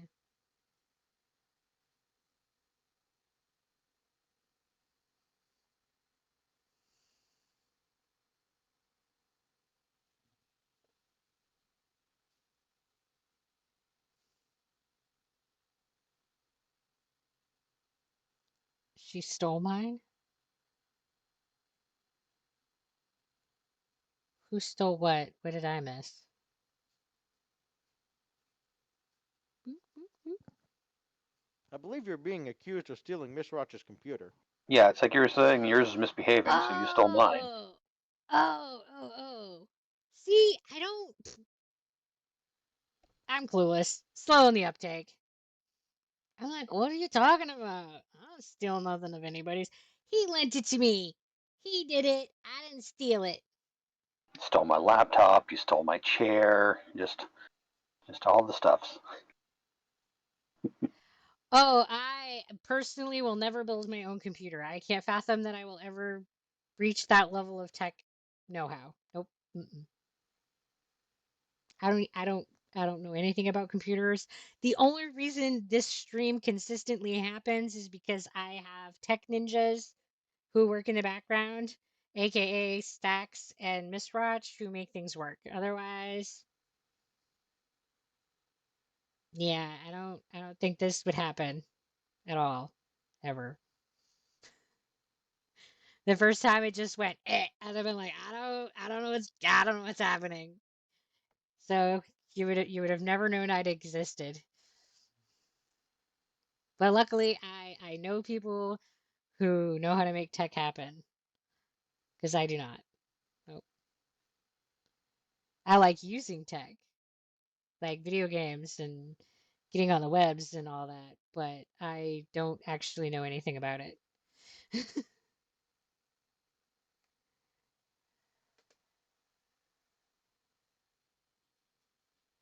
Don't worry, I'll send you the invoice later tonight. Right? Hey, I already told you the plan for that.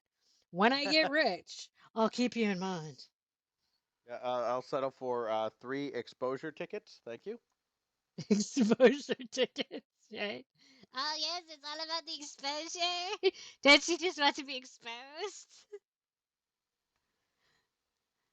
I mean, just be careful what you wish for. You never know what kind of exposure I might give you. Dear You'll Lord. become known.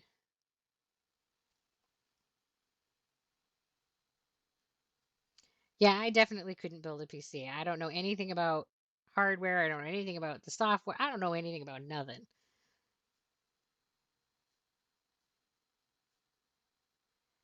Um, See, the thing is that I'm not really good with Legos either.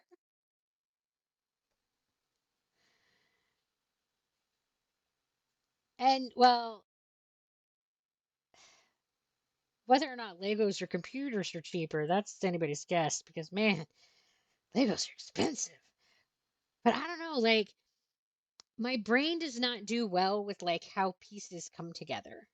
Like, That, and if I were going to invest in the price to build a computer, I wouldn't let her touch it anyway. She has the damnedest knack of touching technology and then coming back with things that they're not supposed to break ways. That'll be, oh, no, it shouldn't do that. Well, it does for me. Fantastic. Now I've got to fix it. and he's not the only poor guy who has to clean up after my tech weirdness. Like, I'll be at work and I'll be like using a work computer and doing a work computer thing, and it'll just like do stuff, and I'll call tech support and be like, oh, so I got this problem. And they'll be like, it can't do that. And I'll be like, you want to screen share because it's totally doing that.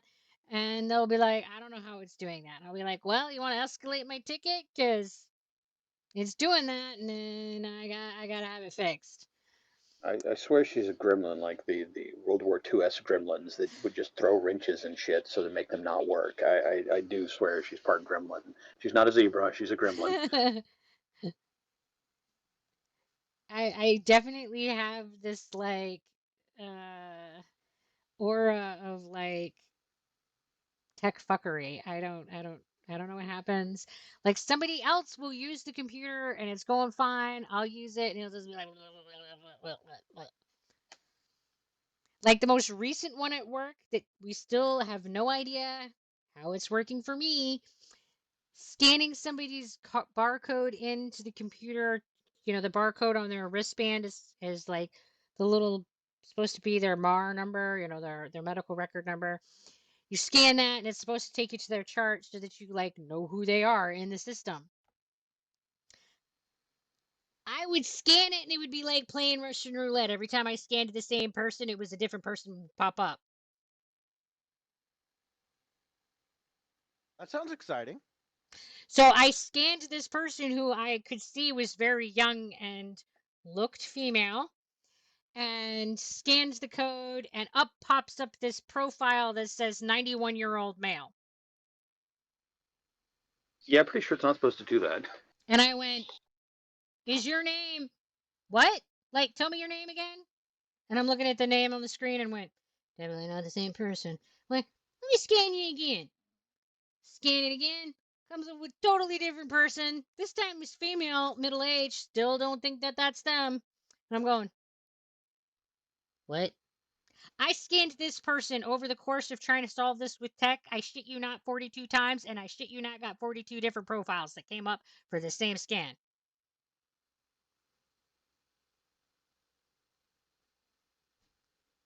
The solution was don't use the scanner. Thanks, guys. Yes, so welcome to my life doing tech support for the zebra. So hopefully by the next time I'm at work, they'll have like sorted that fuckery out. But yeah, the first person said to me, it's not supposed to do that. That's not possible. You can't just like get Russian roulette. Like, and I'm like, well, I don't know how else to explain it, but it does seem to be just randomly selecting people out of the system. I mean, it was even pulling up people who had been discharged. I'm just like, what? It's supposed to be that if you scan somebody's badge and they've been discharged, it's supposed to say not an active profile.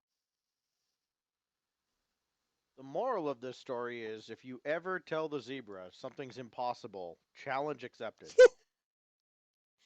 Not on purpose, I swear. I just, like, things just happen. I don't do it on purpose. I'm just mind my own business. I want things to work right, and it just goes around me. And this Squishmallow is May. She's my buddy.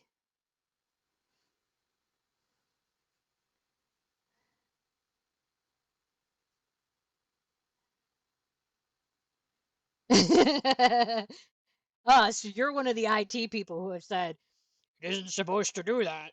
Well, I am on the other side of that call and go, well, it did. Surprise!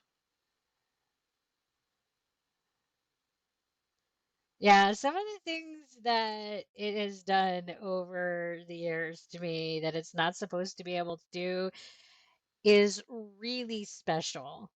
Yeah.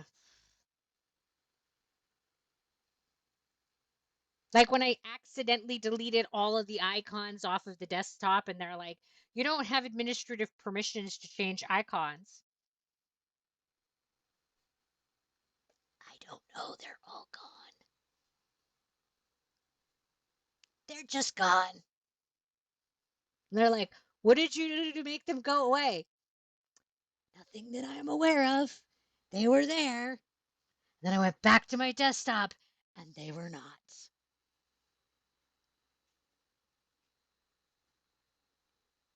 Just poof. Yeah. That's my life with technology.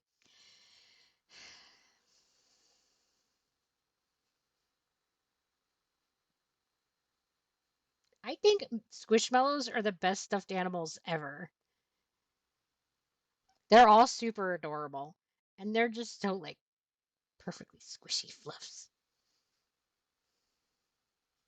If you do not have a Squishmallow, man, I highly recommend you get a Squishmallow. Everybody should have a fluff baby that is a Squishmallow.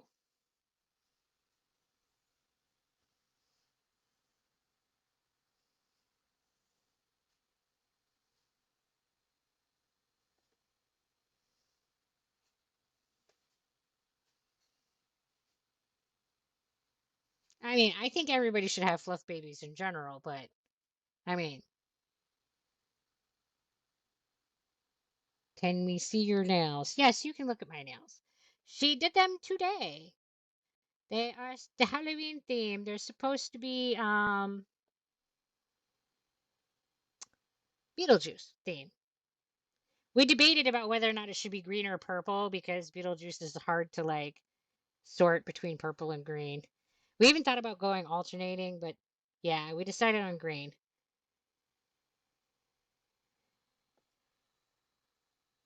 How many Squishmallows do I personally own? I only own 3. I have May, and then I have Rose and Rosebud, and they're just the 2 pigs, and then a little pig. Pig, pig.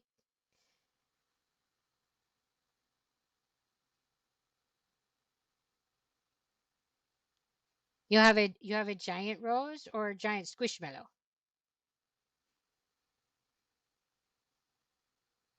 Well, thank you. I think she did a really good job with the Beetlejuice nails too. This is a brand squishmallow. The knockoffs aren't bad, but man, the brand ones are way better. Their fabric is like super fuzzy, and I've had May for like I don't know, a couple years now. And she gets lots of cuddles and petting, and she is still like super soft and fluffy. I mean, as you can see, her stuffing is starting to get a little condensed, so she's got a bit of a wilted look, but she's still fluffy and soft.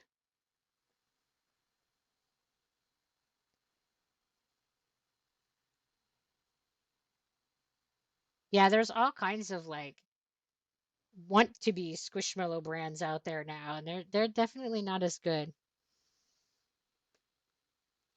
And there's a group on Facebook that amuses me to no end because it's all about like squishing the Squishmallows. So they have like videos and like pictures of just like aggressively squishing the Squishmallows, and I'm just like, I probably did say Beetlejuice 3 times, so he might just like show up and be like, yo.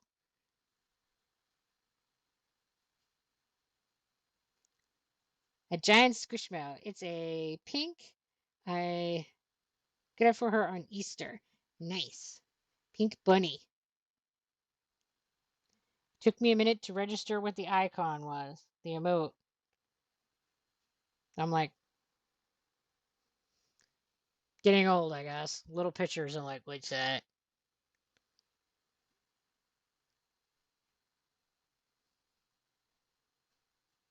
Things are going pretty well. The tech could be working better, but you know, can't have it all in life, I guess.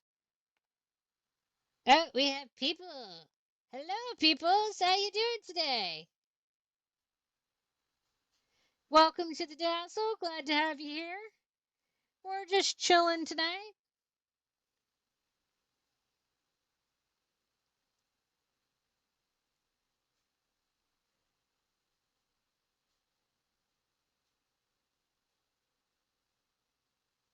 How did your stream go, Bella?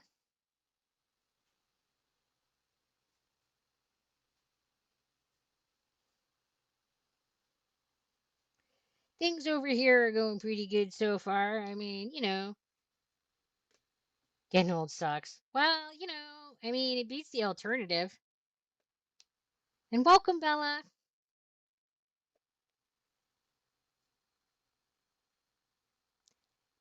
Have I seen the automatic 3D nail printers? There's videos on YouTube. I have not. I bet they can make some really cool stuff. 3D printing in general is super wild. Well, you have a great day at work. Stay safe and have a awesome shift, whatever that means for your job.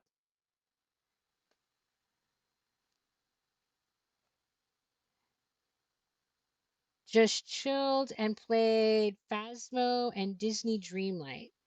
Oh, I don't know what Disney Dreamlight is. And I'm glad you're enjoying the stream. And yes, I'm the lady from TikTok. I'm a virus, I guess. It's a weird experience, guys. You know, you're just like thinking you're a zebra pig, minding your own business. And the next thing you know, you've become an infection and gone viral. And you're like infecting the people. And I don't know. It's weirdness. Bought a mattress online and it showed up squished and rolled. Ah, it was super satisfying cutting it. Oh, like just for its packaging, like not like damaged, squished and rolled. So I just like, whoo, after you opened it. Oh, I bet that was nice. That is May. She's my buddy. Disney Dreamlight is basically Animal Crossing and Stardew Valley, both Disney theme. All right, all right. That sounds like it could be fun. I haven't played either game. Both of them look like they would be a lot of fun. I've thought about playing Stardew Valley. Biggest thing that I've got to go, is that it seems to be really time sensitive, and I don't do super good with time sensitive games because I get distracted and lost and wandering. So my farm would probably never be productive, and I'm a good infection. Well, thank you. I appreciate that. Glad I went viral. Super awesome. Oh, well, thank you. I appreciate that. You guys are all been very lovely. You know, I've had this like herd of people who have like, you know, stormed into the dazzle, and it has been really crazy, wild, amazing. Everybody's been very nice and respectful and no trolls. So it's been a good experience. Y'all have been lovely. And May loves all of you too. That's the Squishmallow. It's May. I don't know. At some point, she started like just being in the background of my videos. I don't even know like when it started. It just did at one point, and then it just became a thing. So now we make sure she's in the stream. She's like, "Yeah, I want to stream too." I think most people originally saw me on TikTok. I think that's where most people have come from. But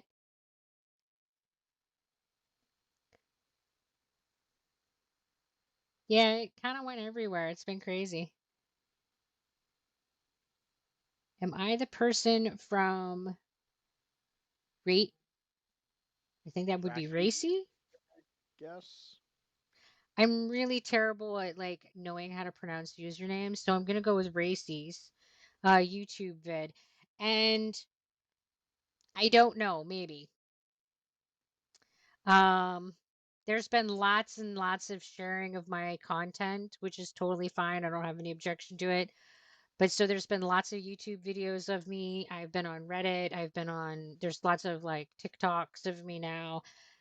Um, so it is entirely possible that I have been shared, my content has been shared by Racy. I do not know.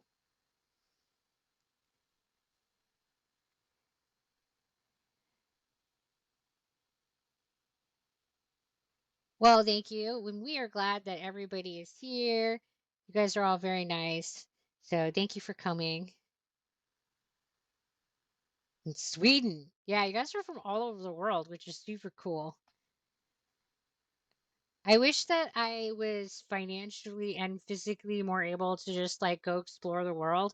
There's so many super like cool and interesting like people and cultures that I would just love to check out. And yeah, it's it's super expensive. Do I game anything on anything else other than the PC? These days, not generally. Generally, I game on my PC pretty exclusively. We do have consoles, but I mostly game on the PC. Um, and I do that mostly because of the social media stuff and because I find that the majority of the people that I was friends with who wanted to play together were on the PC. So I was like, all right, PC it is.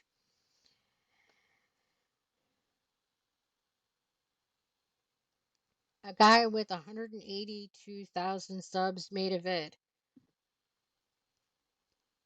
Cool.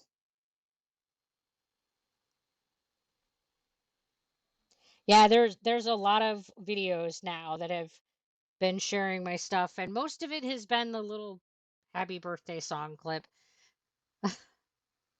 And y'all are crazy, but apparently that's my most popular streaming moment.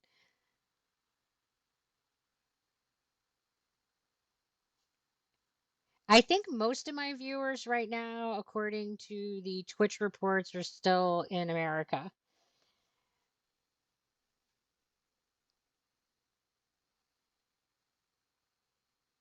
But yeah, still like spread all over everywhere. It's super cool. If I could pick one place to travel, I don't know, man. That's hard. There's a lot of really cool places. Um, I think that I would be like a cultural and or like eco tourist. Like there's a lot of like places in the world that are like physical phenomenon that I would like to see.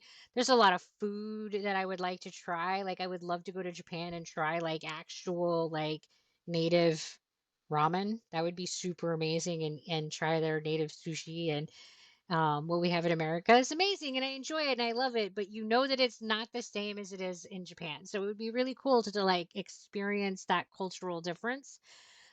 Um, I think that it would be really cool to go and see um, the Vietnam rice paddies. I've always thought they look very beautiful to be able to like look down over those hills and to be able to meet some of the people who grow, rice for a large portion of the world. I think it would be just interesting to meet the people that grow tea. Because I'm kind of a nerd and I would just really like to know more about the culture of the things that I enjoy, like rice and tea. Um, so I think that those kind of places would be really interesting. Then there's a place in America, I'm not really sure exactly where it is. It's called, they make reference to it as Hell's Gate.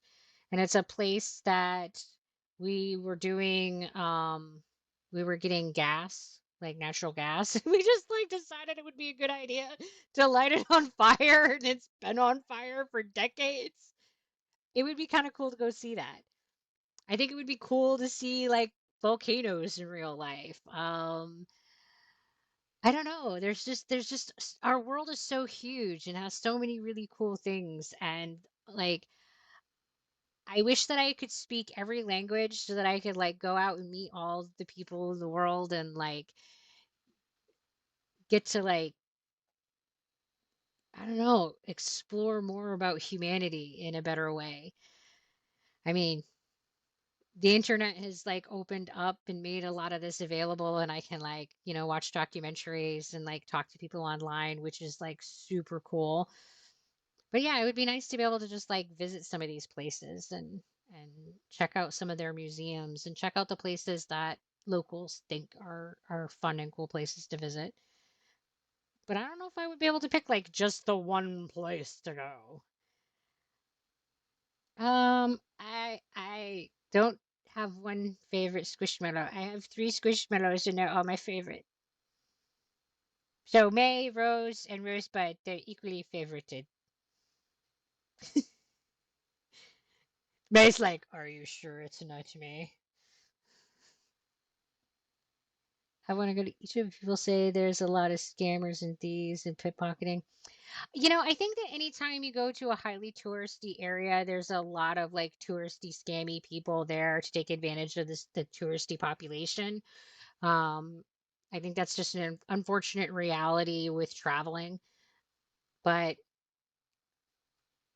would it be cool to see the pyramids? Yeah, I think it would be. Um, I think that I find it really fascinating that you have these like structures that are like thousands of years old and they're like right next door to a city. Like this juxtaposition, I think is really interesting. Um, and they never take the photos of the pyramids that way, but they are right next door to a city. They make it look like they're out in the middle of nowhere, but they're not. Um,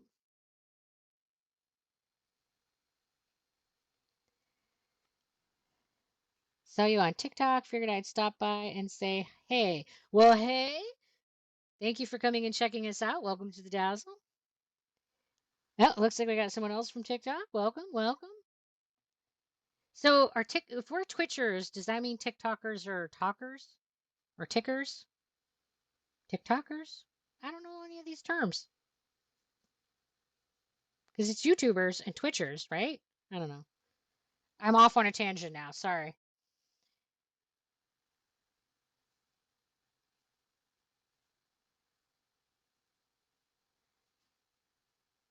Silent Hill is near me.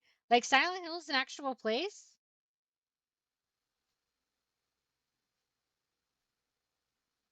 Dude, there's an actual city, like an actual place named Silent Hill. I don't think it's called Silent Hill, but I think it's been rumored to be like based on some place in Pennsylvania. Oh, so like the place that it was like modeled and designed after? Oh, interesting, interesting.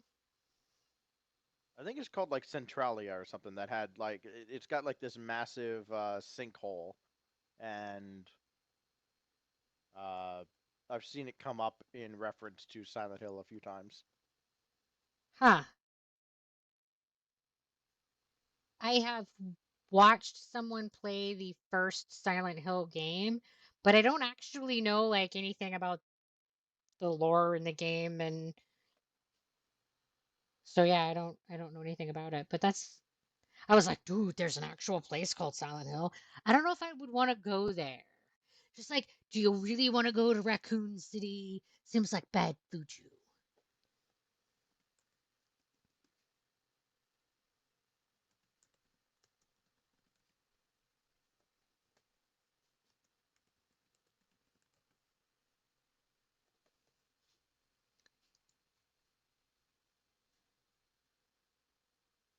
I'm sure it's not that bad. You'd probably die before anything could inflict actual pain. All right. You'd be dead before you felt it. It's fine. It's fine.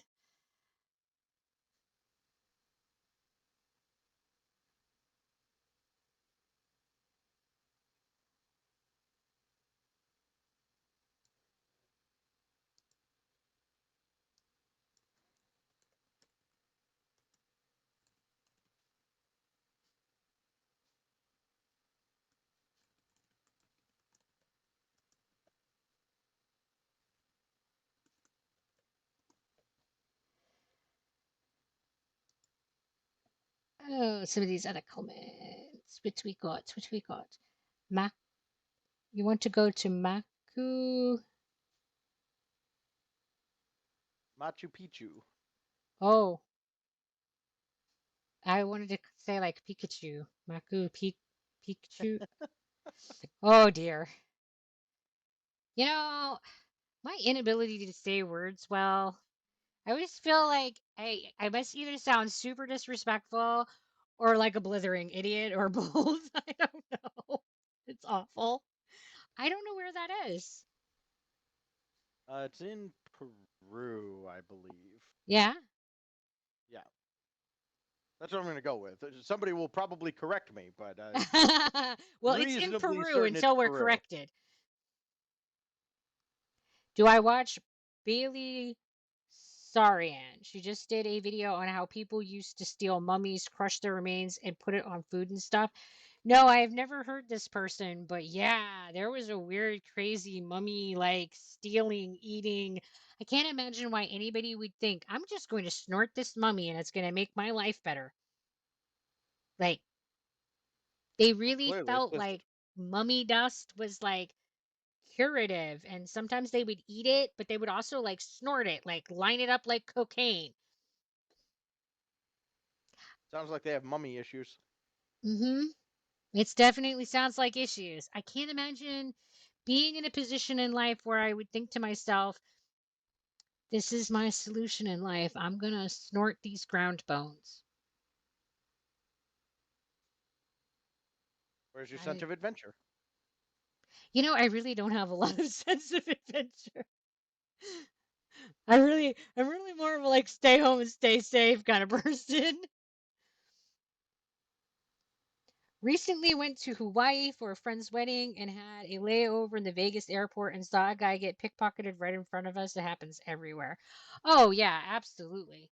I mean, I unfortunately for every good person there is also bad people. And my opinion on assholes is that they're not like the majority of the population, but they are strategically placed that you encounter assholes every day, which is unfortunate because our brains are programmed, biologically programmed to take note of and like pay more attention to the negative experiences. So when we encounter an asshole, that has a more poignant staying power in our memory than when we encounter people that are good. And it's really unfortunate because it kind of creates this like false impression in our lives that the bad things are happening more often than the good. I mean, if you think about it from an evolutionary perspective, it makes sense that we're going to focus on the bad things and we're going to focus on the negatives because those are the things that can kill you. And those are the things that you need to pay attention to so that you can take care of them and solve that problem so you don't die. But in our current modern world, it sets us up to view the world as if everyone is doing all these terrible things, and that's just not what's real. It's not what's really happening. So yeah, there's definitely assholes everywhere, strategically placed, just so that the universe can be like, and fuck you, here's your asshole for the day.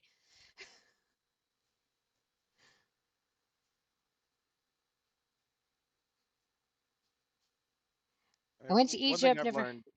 Oh, Okay. go ahead. Go ahead. I went to Egypt, never had any problems, although I went to some areas that was supposed to be bad for tourists. Yeah, you could totally like go traveling and not have any issues. I mean, people do it all the time, and I think that unfortunately again, we focused more on those bad reports than the good reports.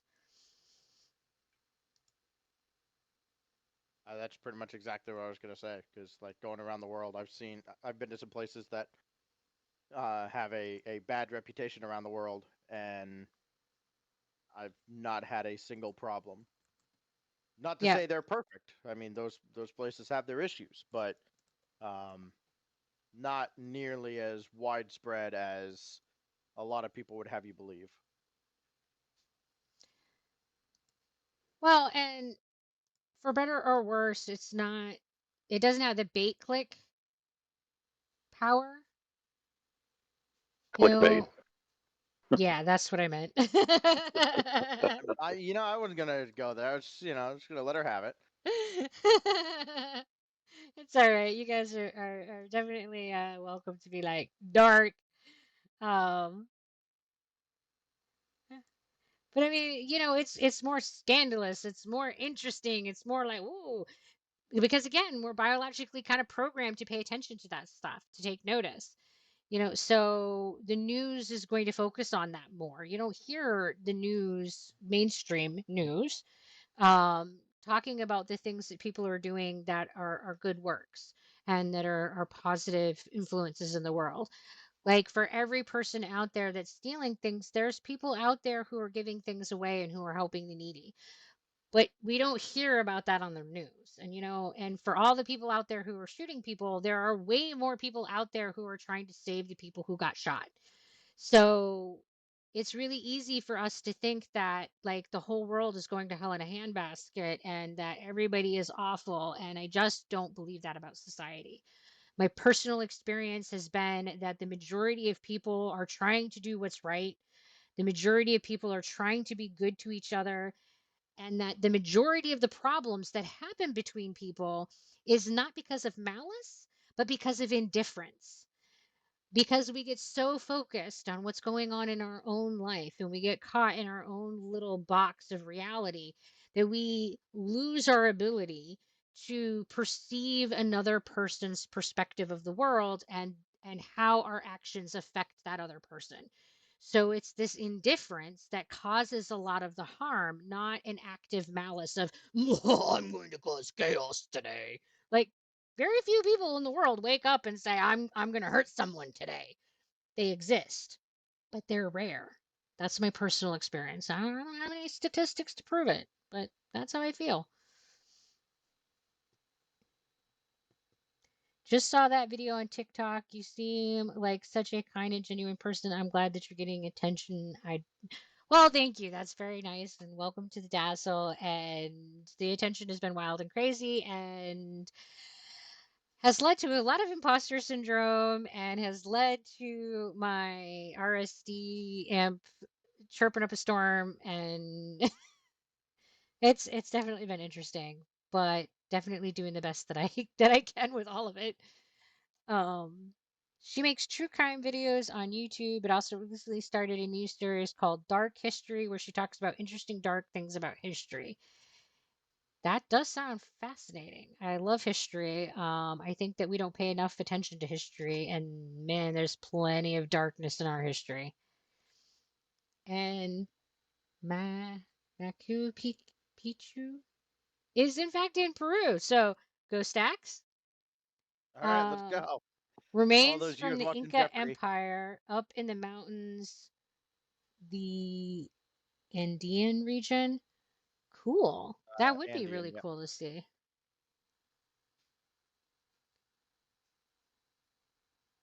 And I will have to check out that channel. That sounds fascinating.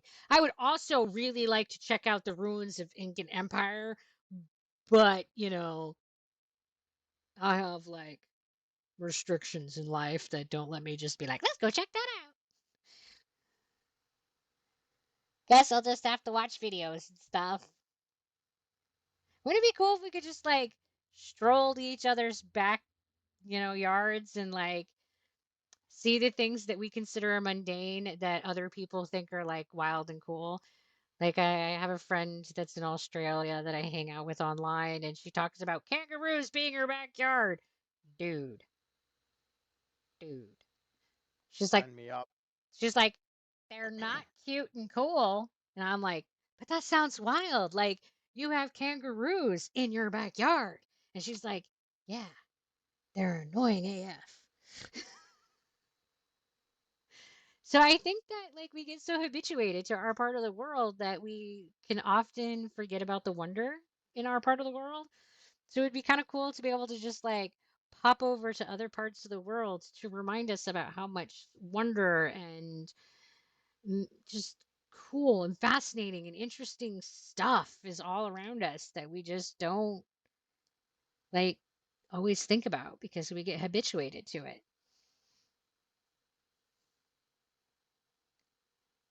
And apparently something that I said was wise. I have no idea what. You must be mistaken. There's no wisdom here. I'm the most amazing person when I sang happy birthday, literally watching it right now. Oh, I'm sorry. Guys, y'all are crazy. I don't know what happy birthday you're hearing, but the one that I'm hearing is not a great musical performance. Yes, genuine and all of that, but definitely not a good musical performance. So y'all are crazy. Crazy.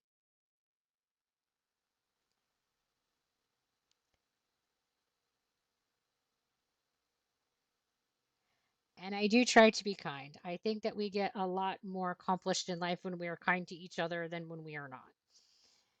And I am having a pretty good day. Trust me, kangaroos in your backyard is not fun.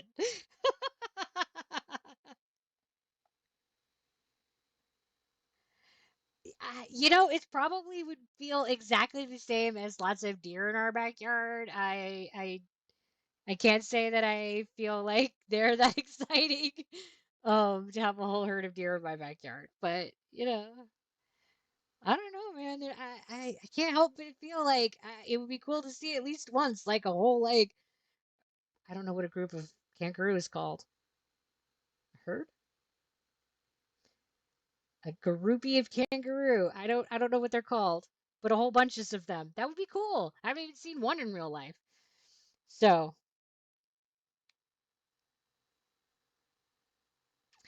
well, thank you. That's very sweet. I appreciate that. Guys, I'm bright. They said so.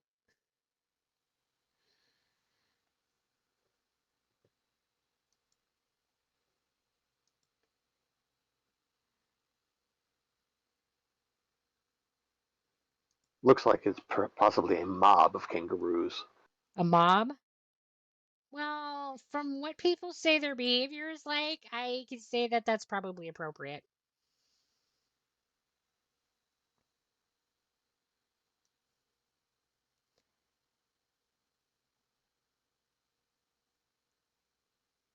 I mean, and there's places all over like every place in the world has things that are remarkable and beautiful.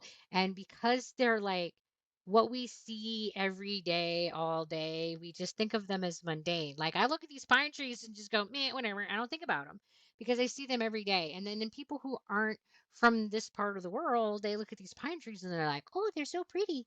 And I'm just like, sure, they're pine trees. So I find it interesting that we get so habituated to things. And I think that if we could just kind of pop around the world and I don't know, maybe we will be able to one day. But if we learn how to teleport, that's not going to be the first thing we got to do with teleportation. I mean, travel is not the most important thing for teleportation. It's just not. There's higher priorities. Check out the fun police over here. What are you talking about? You know the most important thing to do with teleportation? Eating. Okay. No, seriously. Imagine being able to eat whatever you want, however much you want. And then you step into a, like, I don't know, closet, and it just all out of your stomach. You don't have to worry about it. Can't get fat. Why do you think everybody in Star Trek is the right weight? Nutritionally Teleporters. balanced foods. Because they just suck all that ice cream out. And then they put it in the replicators again to replicate it into another thing of ice cream that you can like go and have like 12ths and never get fat. Come on. How amazing is that? Way more important than being able to be like poof to the next place. That has got to be the first priority for teleportation right there.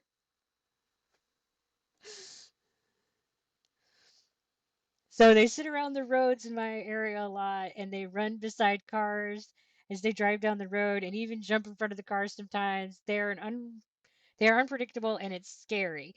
So it sounds like kangaroos do behave a lot like deer.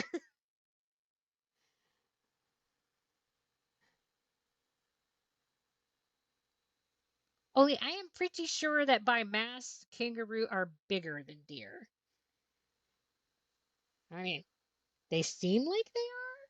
Can't say I know how much a kangaroo weighs. They look like they're bigger and bulkier, and if you hit one, it would be ouchier.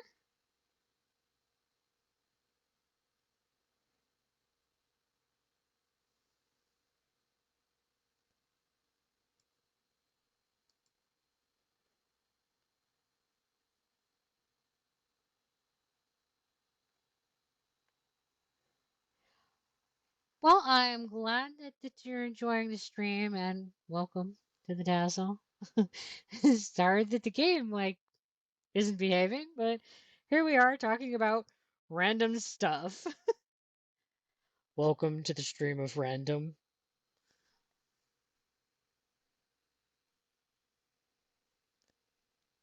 All right, guys, what's the next random topic for the day? I don't know.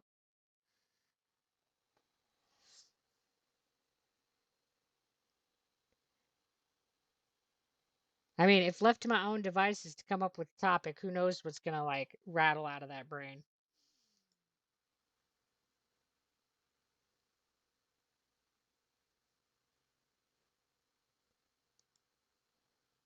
That is a very real danger. It really is. You just don't know. I might give you information you just never wanted to know. I've been to a lot of countries, but to travel to US was like the most exotic thing. I absolutely love raccoons, and seeing those animals in real life was awesome.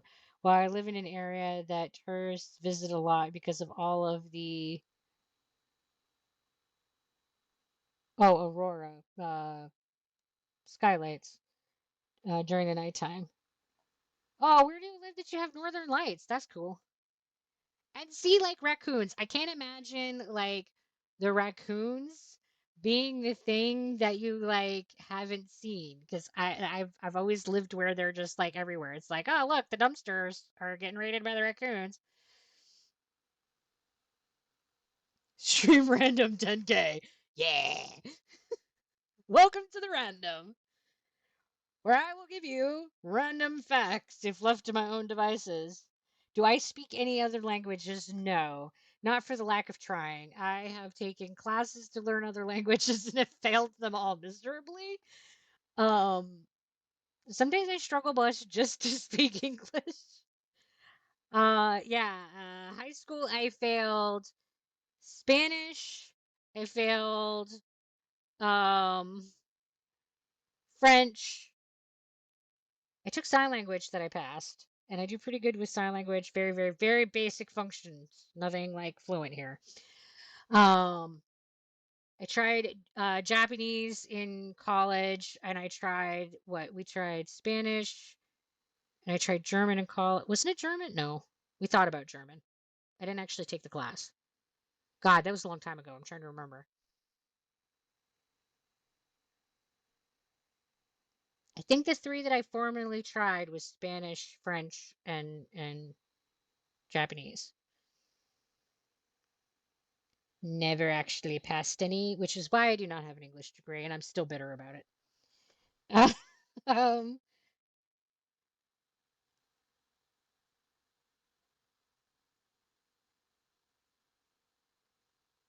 you saw someone run over a cat? Oh, rushed it to the vet and it was already gone.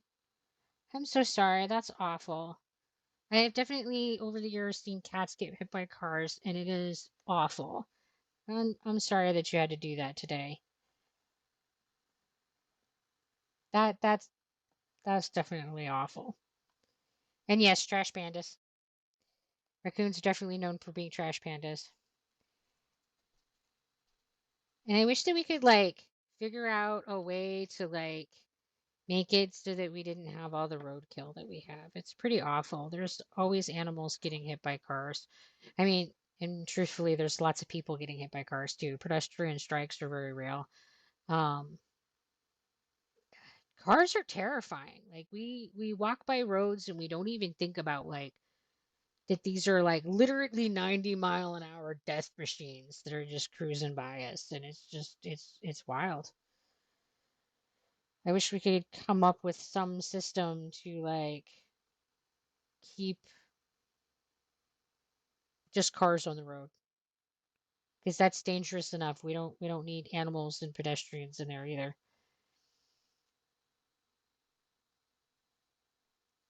You're just like a polyglot. Just Spanish, Japanese, German, Swedish, English, sign language, Italian, Chinese, Korean. That's cool.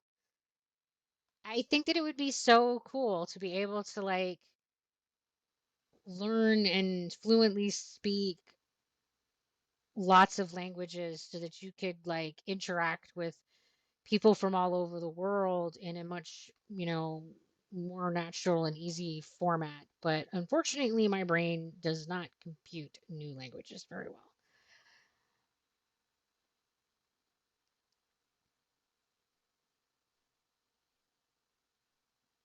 Well, I am glad that you're being here as helping.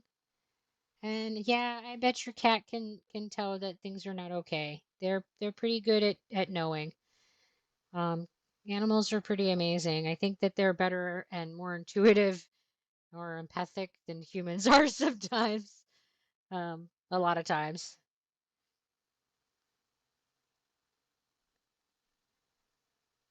Well, thank you for visiting from TikTok. We're glad to have you here.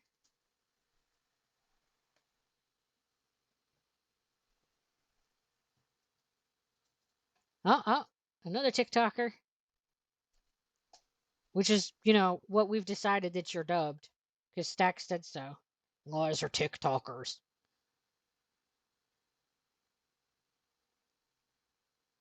I mean, which to me sounds better than Twitcher. Twitcher sounds like you're working on having a seizure or something. Yes, I'm twitching tonight.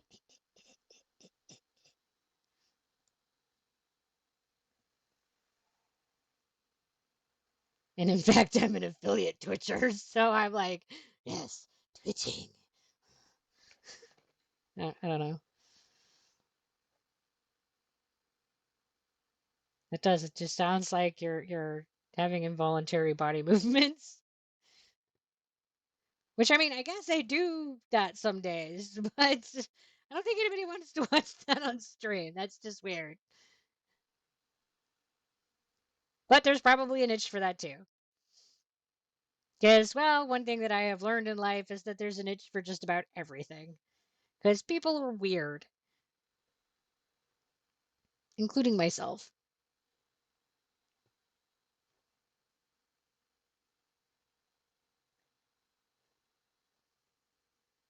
And well, there's nothing wrong with being weird. Just, gotta find your like fellow weirdos who are into the same weird stuff as you so that they're not looking at you like you're an alien when you talk about your weird hobbies.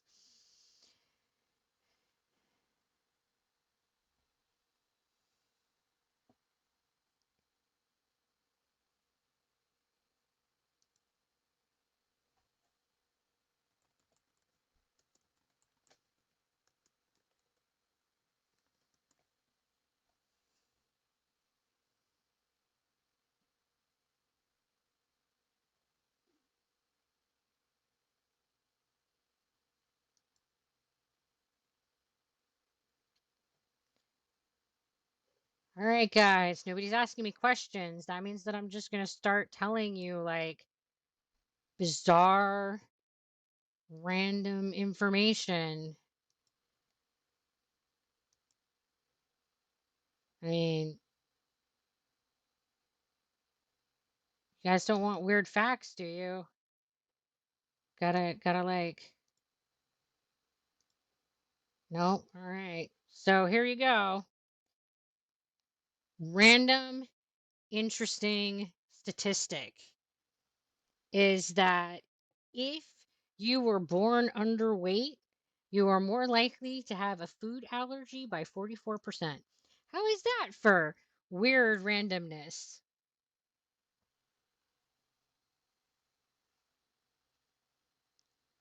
If you're premature, we figure it means that your immune system wasn't really fully up and ready. Unless you like being looked at like an alien, because that's one of the ways in which you're weird, right? Yes, look at me like I am an alien. And do I like cats? Yes, I absolutely love cats. I would have a cat, but well, they're we everywhere we go, we have to get an apartment or something, and not everywhere like lets us have pets. So right now we do not have a pet of any kind, but at some point I would like to have a cat again. When you're in school, you feel like people always look at you weird. Well, just tell them to bugger off. People always look at me weird too. It's okay.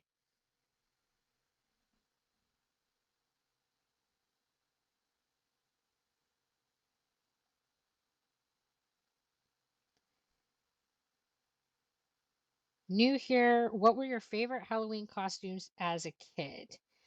So, what was my favorite costume, as in what did I dress up as that I enjoyed the most, or what was my favorite costume that somebody else dressed up? I'll totally answer both. My favorite costume as a kid.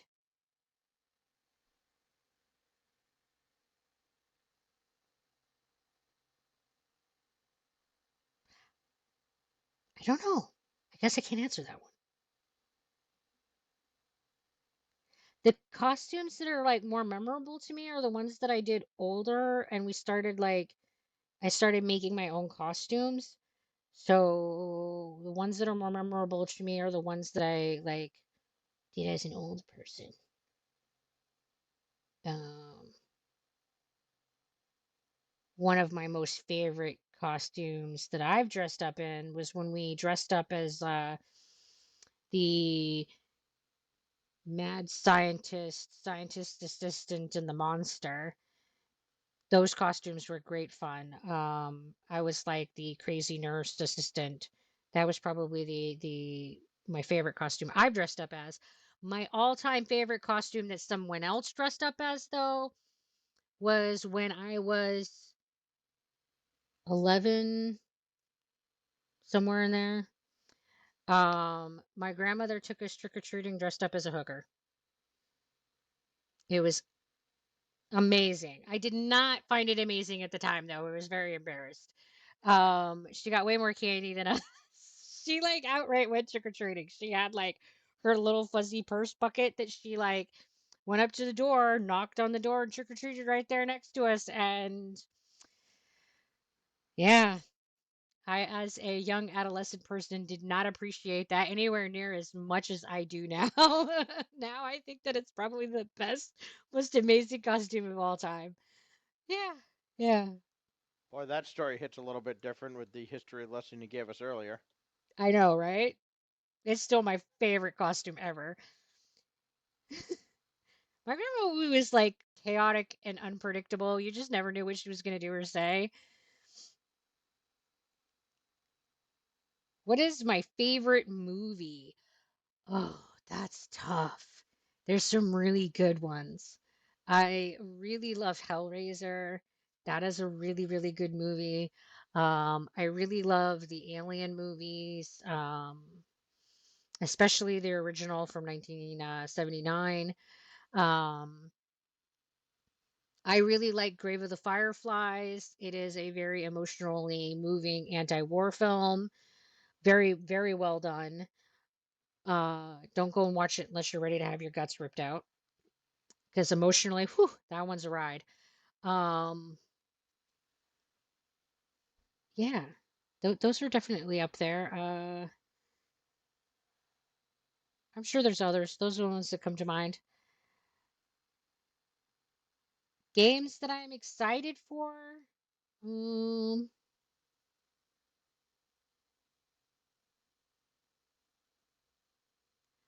I don't think that there's any that I like. I don't really pay attention too much about the hype about movies and games that are coming out. I usually just wait for things to like actually come out, because a lot of times they say, "Oh, this thing is happening," and then it doesn't, and then I just get really disappointed. So I just don't pay too much attention to what is supposed to come out. Um, but games that I haven't played that I would like to play that I am looking forward to at some point playing. I would really like to play Stray. That game looks like it's a lot of fun and like it has a lot of good story. I would like to really be able to explore that world. Um, so that one's on my list, that I would really like to do that one. Um, what else? What else for video games? Um, I'm sure there's others, but that's the one that comes to mind. See, I'm terrible at this, like right on the spot coming up with like things. It's amazing. I think that if somebody asked me my name on the spot, if I wasn't ready for the question, that I might not know the answer in the moment. My brain is really very, very weird.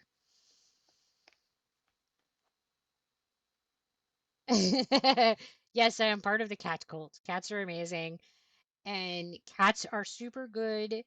They're so good for us. If you have a cat that purrs on you consistently and you have a broken bone, your bone will heal faster if you have a purring cat around you than if you don't. How's that for weirdness? We don't know why. Cats heal you with their purr. You get better faster with a purring cat. So get a cat, pet it, make sure it's happy and purring at you. It's good for your health.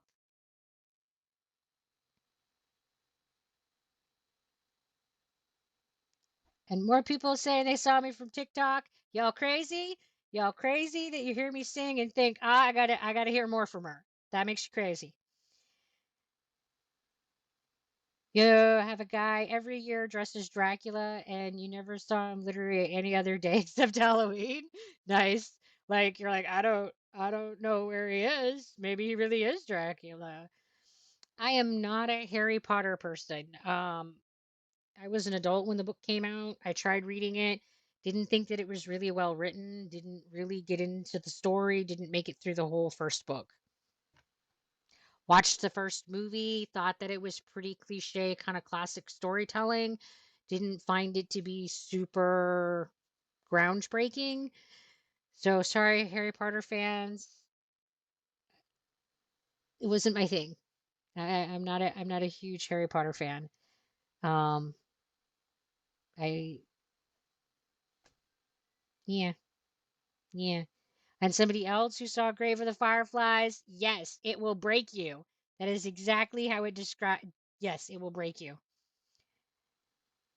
My mom also made my dad a costume one year using a motorcycle helmet, dryer hose, and some coat hangers covered in fabric. He was an elephant. That sounds crazy. Well, the stream is looking clean and nice now, but it definitely started clunky. And we had to like not do the planned game. But here we are. So, yeah. Yeah, Stray looks really good. I've watched a couple people play it now. I watched Jacksepticeye play it, and I watched Eric, the really calming guy that I like to that plays Stardew Valley. Cryptic Fox. Yes, I watched him play it. It's a really beautiful game, has a great story to it. Uh I would love to like be able to get in there and like try to find all of the story bits and really like explore more of the world. Um, because I wanted to know more. It's just a really interesting world. So yeah, I think that it would be a really good one to add to my list at some point. It's on the list. Hi, finally. I just wanted to say hi. I came across a post on TikTok. During that time that I only had 10 followers, yeah. Uh, yeah. So that we got more than 9 now. And thank you for the great content comment. We're doing our best. And we got some fake news around here. I don't know what's fake, but something is. So yes, the frequency of the purr matches the body's natural rhythms of healing. It's amazing. That is one of the more popular theories as to why it works. Is related to the frequency and how the sound affects our body. But yeah, it's really cool because we can statistically show pretty reproducibly that having a cat around you purring while you're healing, specifically, it has the most dramatic effect with healing bones, which I find really fascinating. Um, so yeah, cats are good for you. Would would I rather fight 100 duck-sized horses or one horse duck-sized? Um, um, I do not want to fight a duck. I will fight a horse. If ducks, ducks are nasty little bastards. I do not want to fight one as a horse. We were on a farm. We had ducks and geese. They are nasty birds. Geese are way worse than ducks.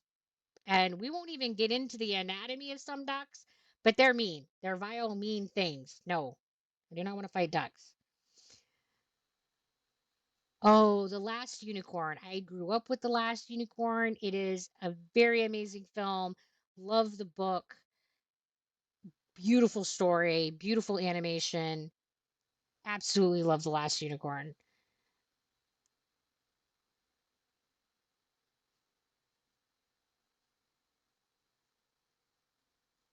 And thank you, C Ninja. We very much appreciate it. You're amazing. We very, very, very, very much appreciate the support. And yes, there's lots of you all now, like 10,000, 100,000, however many zeros there are. There's way more zeros than there used to be. Lots in the dazzle. The herd has grown. Hi. It's mind-boggling.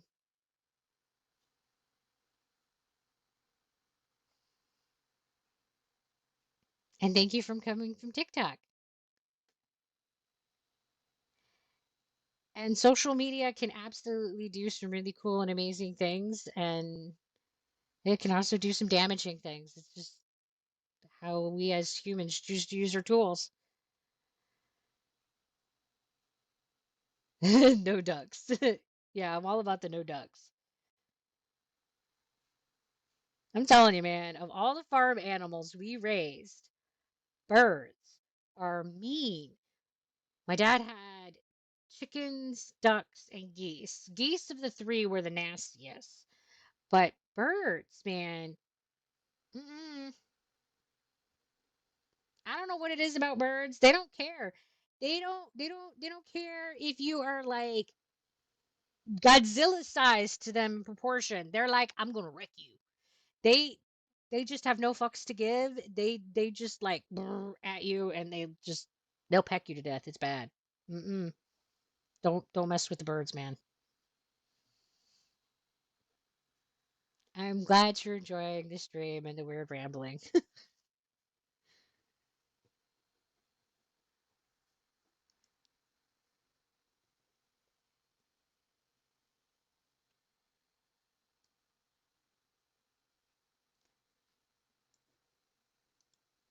On the duck and horse train there, what would you think would be heavier, 20 pounds of iron or 20 pounds of copper? They're both 20 pounds, so Damn, I tried to get her. they're 20 pounds, dude. One of these days.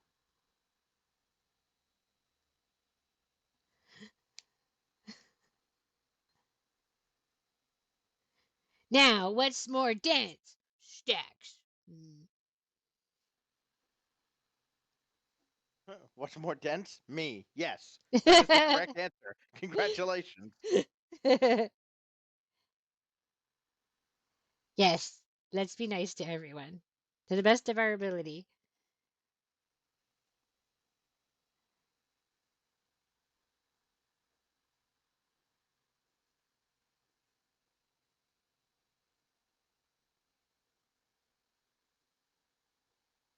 Thank you. You're all very, very, very nice. And things have been going well. You know, life's not perfect, but it's pretty good. So I am most of the time content, which I think is a pretty good life. And so far, yeah, the social storm has been pretty good to me. I have been blessed in that the people who have come have been all very good people, have been nice people. Nobody's been trolling.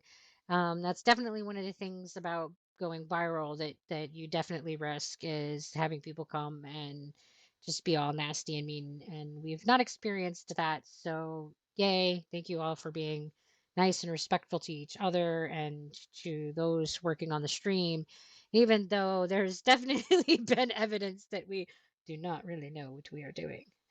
So we greatly appreciate that there's been kindness in the Dazzle. It has been amazing. Um, so yes, I would love to see this sustain over the long term, but even if it doesn't, it has been a amazing experience, and I am glad that however long you guys choose to hang out with us, that you have been here. It has been a very positive experience. Might be a little too early to ask this, but how has your life changed since your stream blew up? Um,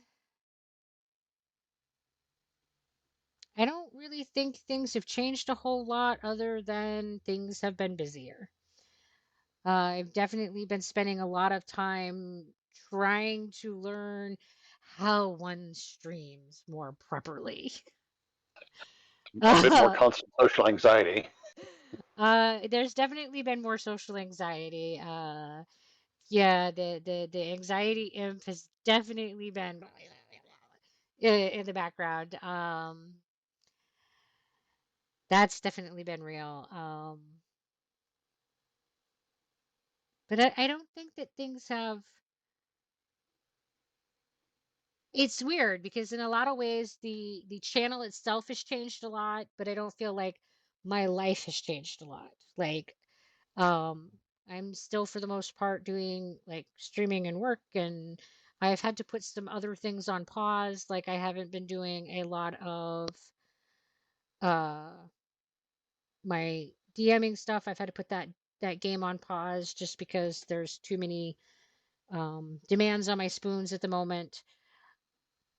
So yeah, I think that's just been more busyness and more demand of my time with a lot of things to learn. Yeah, and lots more anxiety, but and lots of people to talk to, which has been super nice. Like that part of my streaming has been absolutely delightful. I've been streaming and recording to a empty room, which is a really awkward place. Like everybody who starts out streaming and everybody who starts out in the world of YouTube starts out talking to themselves basically, and it's weird and it's awkward. And I sit there and go, "What am I supposed to talk about?" Um, so it's definitely been nice to have people to talk to. That has been an amazing experience. I've touched thousands of people with the happy birthday song and the message you left. I did not think twice and followed instantly. Well, thank you. I really appreciate that. What are we talking about? Anything, everything, nothing, whatever. Ask a question. This is just a chat. And if you guys don't ask questions, I'm just gonna start barfing random information. And yeah, there's a lot of you now. The Dazzle herd has grown, and it's crazy. Y'all crazy.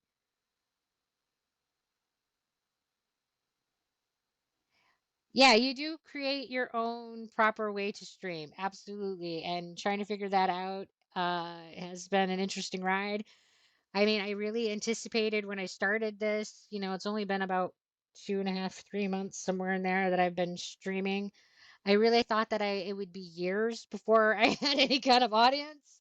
So I thought that I would have a lot of time to figure out the technology and learn how that worked and figure out like what programs I preferred and figure out like what my game styles would be and all of that stuff, and that I could kind of play around with all of that before anybody was watching. But here you are. So now you get to like watch us go through the process of figuring out what our style is, and that's okay because all of you have been very patient with us as we figured this stuff out. So, yeah, yeah, it's been Just a wild. bit of growing pains for some reason. Yeah, there's definitely been some growing pains. It's definitely a challenge to go from streaming with zero audience to, wow, lots of people are talking to me. How do I talk to them while I'm playing this game and pay attention to everything? And how do I organize all this? And yeah, yeah, there's definitely been some challenges that I didn't anticipate having because I didn't expect this storm. Like, there's no way to predict what's going to go viral on the internet. Like, who knows? I don't know that there's some equation to figure that out. Like, I do my best to be positive, but it does not always work out that way. I'm just like everyone else. I have good days and I have bad days, but I do try very hard to bring good energy out to the world. And I agree, the technical side has definitely been our most interesting and challenging part of all of this. And I appreciate that you guys feel that the attention is deserved. We really appreciate that a lot. And what? Crying? Oh, okay, good tears. Happy tears. I was like, what? People are crying. And it's really weird to be called wholesome. I've always been the like troublemaker, like black sheep person. So it's really weird to be like, she's wholesome. Like, I literally wasn't allowed to play with my cousin as a kid because I was considered a bad influence on her. So, I mean, we played with each other anyway, but because that's what kids do. But yeah, my aunt totally didn't want me to have anything to do with her daughter because I was going to corrupt her. Uh, so it's really weird to be like, oh, she's so wholesome. My brain really can't process that one. That's been wild.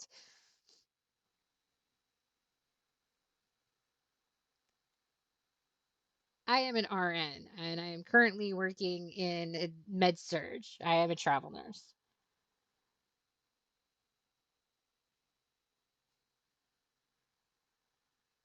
Yeah, I just do like random talking, and now I have like questions that I can answer, and it's a little bit less random chatting into the darkness.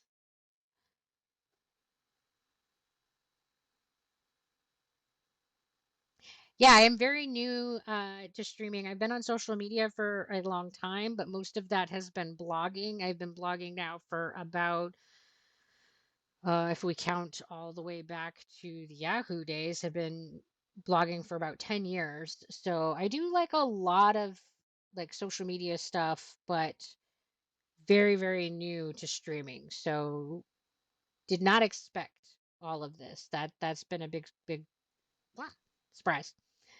Um, and yeah, I know that it'll all come with time, and that part I'm not particularly worried about. It just can be stressful in the moment when you're trying to get a stream up and going and you're trying to get a game working and it just tells you to bugger off and you're like, well, guys, I guess we're not going to play 7 Days to Die tonight. I guess we're just going to chat. And I think that it's a good metaphor for life. Sometimes you just gotta like say, well, this was the plan and it's not working. That's not working. And just kind of go with what's coming your way and be flexible and try something different. If we had kept fighting with it, we could have just been here all night and you could have just kept seeing little choppy chunks and ain't nobody liking that. We would have just been frustrated and you wouldn't have seen anything we're seeing. So, you know, troublemakers are the most wholesome if they're given the chance. Sometimes, yeah, sometimes we are. Sometimes we're troublemakers just because we've got baggage. Sometimes we're troublemakers because we're just mischievous little imps. Uh, I think mine was a mixture of the two.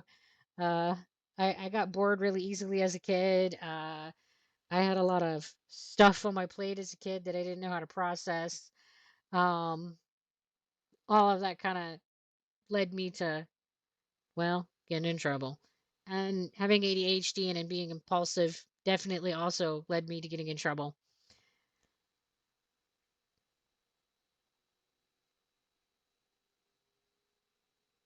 Yeah, we are definitely aware of how many people are in the Dazzle now. It's kind of crazy and wild, and yeah, there's like 100,000 of you. It's wild.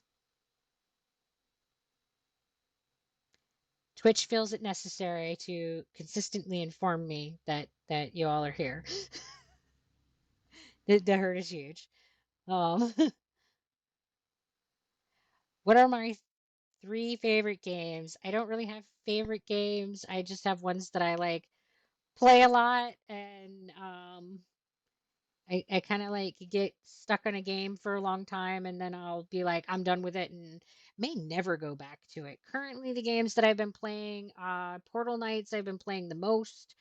Uh, Don't Starve Together has been really high frequency, and 7 Days to Die has been really up there. So those are probably the three that I've been playing the most as of late.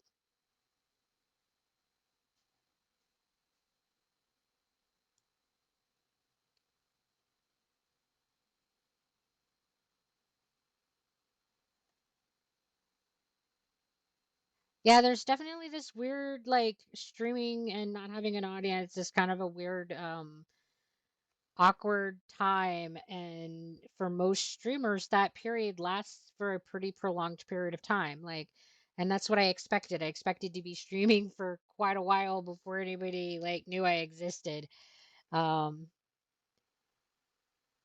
so my advice to new streamers is to take the opportunity of not really having any followers to learn all the things and figure out your style and figure out what your brand wants to be, and like all of that, so that when people show up, you can give them a more consistent and more, you know, put together stream than my chaos in a handbasket.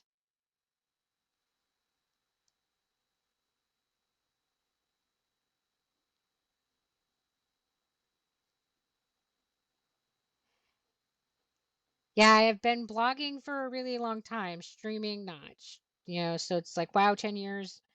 I'm streaming for 3 now, came from Facebook gaming and just recently transitioned to Twitch. I have only streamed on Twitch, and I have only been here for like 2.5, 3 months, I think is what we're up to now. I don't see anywhere that Twitch tells me when I started, and my memory is kind of sketchy when it comes to that. But most of my social media presence has been in the way of blogging. So yeah, and that I've been doing for a really long time. Yeah.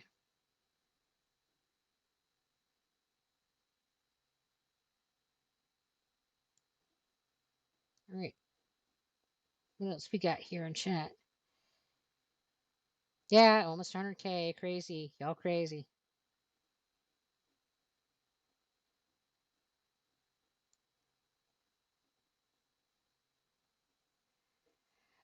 I'm honestly don't feel qualified to give super amount of advice for streaming, but I would say that um there is this lull period, however long it lasts. Enjoy that time and take that time to learn as much as you can about the technology, because there's way more anxiety in learning that technology when you have an audience, and you feel more pressured to get it right when you have an audience that's like wanting to see you perform well. So when you don't have an audience and your stream crashes, it doesn't feel as much of, you don't feel as pressured, and it doesn't feel as urgent, and it's just easier time to kind of figure things out. So try not to consider that time of not having fans and not having followers and not having people watching your stream. Try not to view that negatively. Try to view that as your, I'm going to school time and I'm trying to learn how to do this thing called streaming, and really invest yourself in learning your streaming platform, learning your program that you're going to use, learning like what style you want to use, and figuring out what you want your brand to be. Because if you are going to be streaming, whether you're going to be streaming for money or not, doesn't matter. You really need to have kind of a sense of what your brand is going to be. Like, what's the focus of your channel going to be? Like, how much of yourself are you going to present? Like, are you going to be totally open book like myself, or are you going to like choose to create a persona? Like, a lot of people have the little characters that they have instead of showing themselves. All of that is okay, but those are all things that you have to decide what you want for your channel. And that is all easier to figure out with less pressure when you don't yet have thousands of people watching you. It definitely felt like the stakes ramped up once you have people watching you. Um, that's, I think, the best advice I can give. Because now looking back, I feel like I squandered the time that I had. And yes, absolutely serious. We went viral, and we have, in 2 weeks, gone from 10 people to almost 100,000. And it has been absolutely nutty.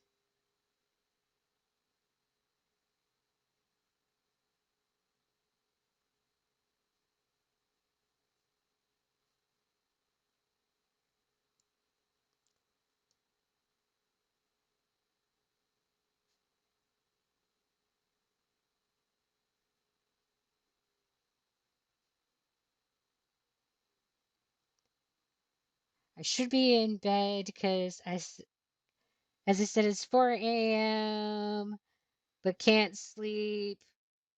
Want to be productive and start streaming right away. Blah. Insomnia sucks.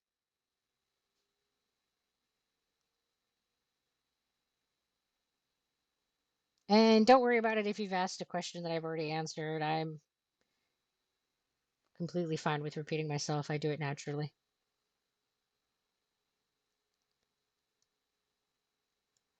And that is something that I don't know how to feel about. Being an inspiration to other people. Whew, that's weird.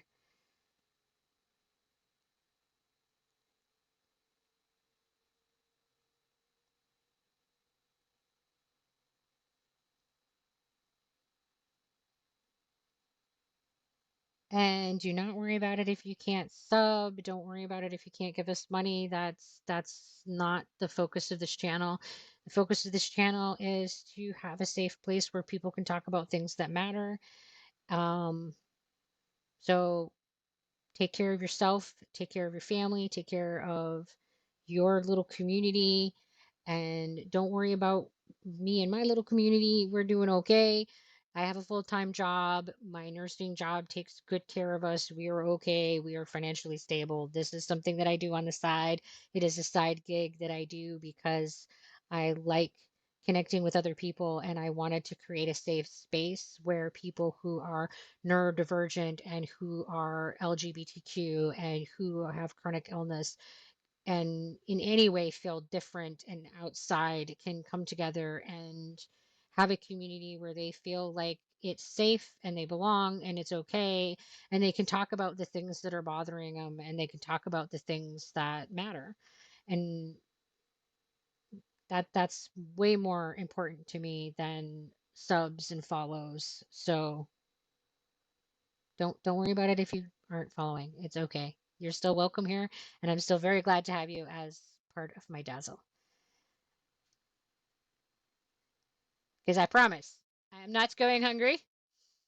I promise I have a food, a food over my head. I have a food over my head, guys. There's plenty of food over my head. Jeez. I swear, English really is my first language, and that I am fluent. There's a roof over my head.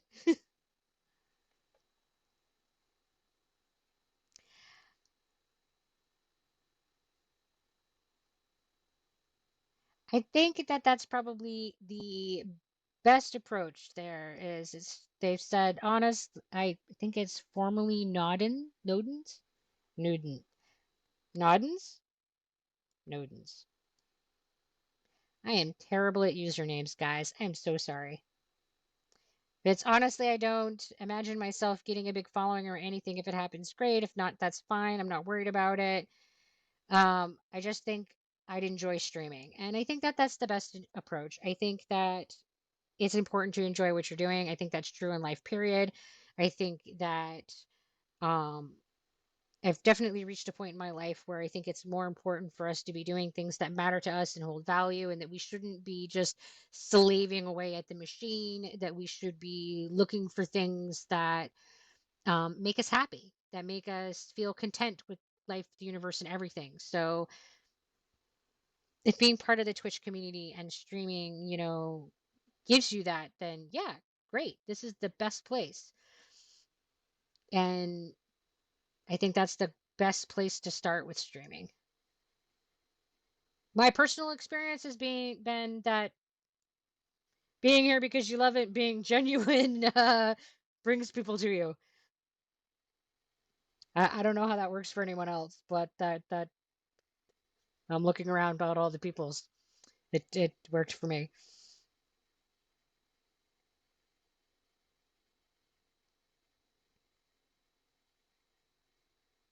Came from TikTok, happy to see that people have joy in them still exist. There's definitely lots of joy in this world. It's just a lot harder to see under all the veneer of the darkness that our brains are programmed to see first, and that the news programs are like paid to put in front of our faces. But there is still a lot of beautiful things in this world, and there's still a lot of joy, and there's still a lot of things to be awed over. From the very small things like the amazing, intricate way that a spider can weave a web, because that is awesome, even though spiders are creepy as fuck. And stars in the sky, like all of it is just so amazing and grand. And I think that sometimes we just need to pause and remind ourselves that it's pretty cool. This world's amazing.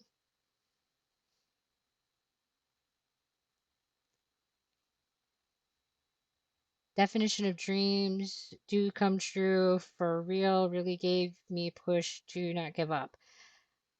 It is definitely easy in life to give up. I have definitely been there on multiple occasions.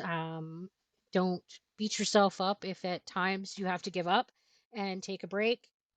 And sometimes giving up is a good thing for us. There are times that we have to walk away from things that are not working for us. I think that we in this American culture look at walking away from things and quitting and giving up as a very negative thing. I don't look at it that way. There are times that we invest a lot of time in things and it doesn't pan out and it doesn't become fruitful and it isn't serving us. And if it's not serving us, it's okay to walk away. It's okay to quit. And it's good and it's healthy and we need to do that. So I think that that's something that we need to kind of look at and balance in our lives and ask ourselves frequently, is this thing serving us? Am I getting benefit from this thing that I'm doing? And that benefit can be I'm getting paid so that I can feed my family, or it can be this makes me happy. Like I world build because I really enjoy world building. I created this community first through blogging and now here on Twitch because I really enjoy being able to talk to other people who have a lot of the same shared life experiences that I have and a lot of the same struggles that I have. And it makes me feel less isolated. So it serves me to have this community where we can feel safe. So if something is not serving you in life, it is okay to walk away from it and to let that go and to find something that serves you better. Just my 2 cents on quitting and giving up on things.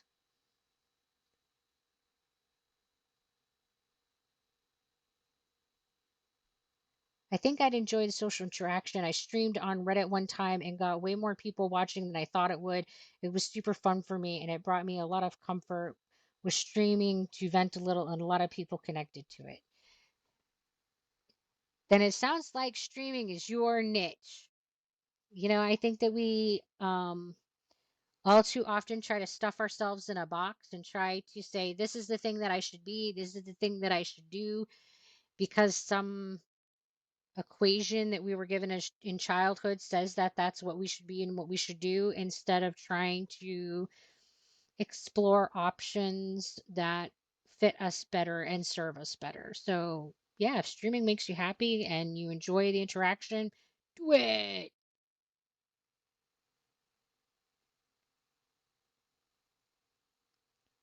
Spreading love is so important for real.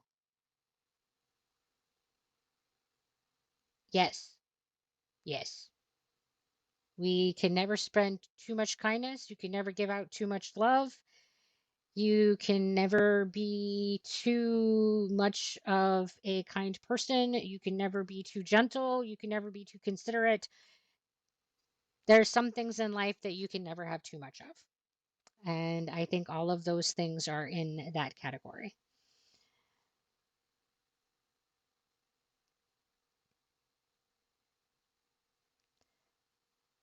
Success eventually comes to those who are humble and kind.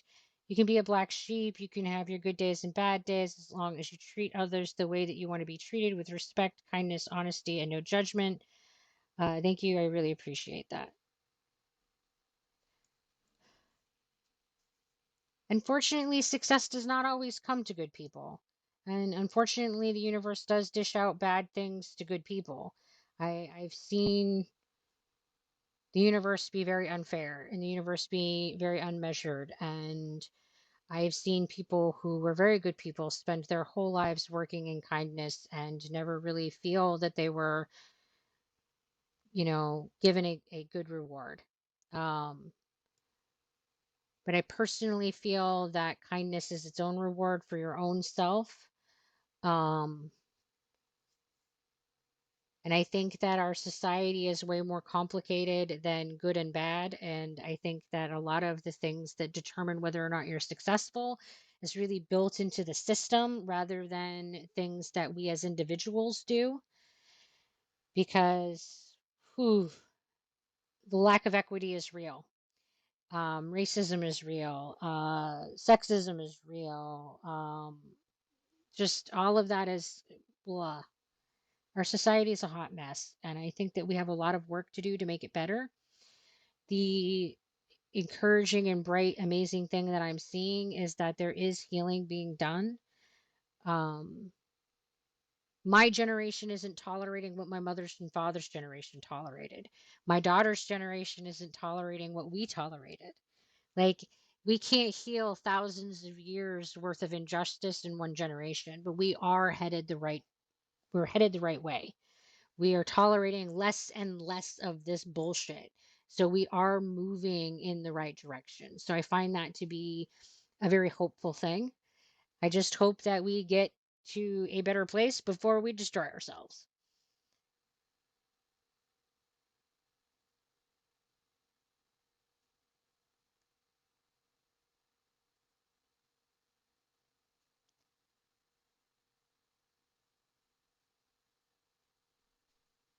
So yeah, we always need to be prepared for the people who are going to say negative things and things that are not appealing. And what I will always remind you is that whatever people say about you, whether it's good or bad, has nothing to do with you. It's never about you. When people come to sit at your table, they bring their whole lives with them. And whether they respond to you well or poorly has very little to do with you and a lot more to do with their history. So when someone says negative things about you, remind yourself that it's not about you, that it has nothing to do with you as an individual, and it has everything to do with this person's history and their life story. And that negative response to you is in response to their years of life. It's about their baggage that they're bringing to the table. So don't make that baggage and don't let them make their baggage be your baggage. You just say, okay, you don't like me, and that's okay. But here's the thing, I don't like everybody either. I haven't met, like, I've met people, lots and lots of people, and I haven't liked everybody. and that's okay. So it makes sense that not everybody's going to like me either. And it's not a measuring stick of me being a good or bad person. Just because someone doesn't like you does not in any way lessen the value that you hold inherently in your person. It just means that their baggage and their history aligns in such a way that it is not compatible with your baggage and your history, and that's okay. Not being compatible doesn't make either person a bad person. You're just not compatible. Because water's good and oil's good, but they don't mix. But we still need both in our life. We will die without either in our body, but they don't mix. They're not compatible. It's okay.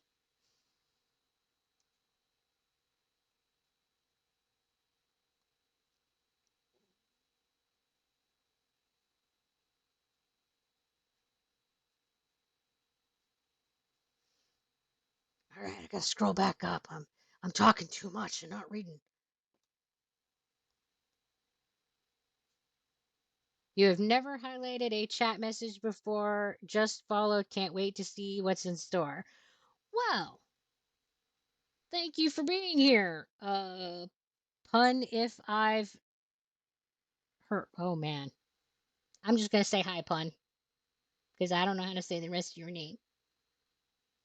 Guys, I'm sorry. I can't do it. I'm broken.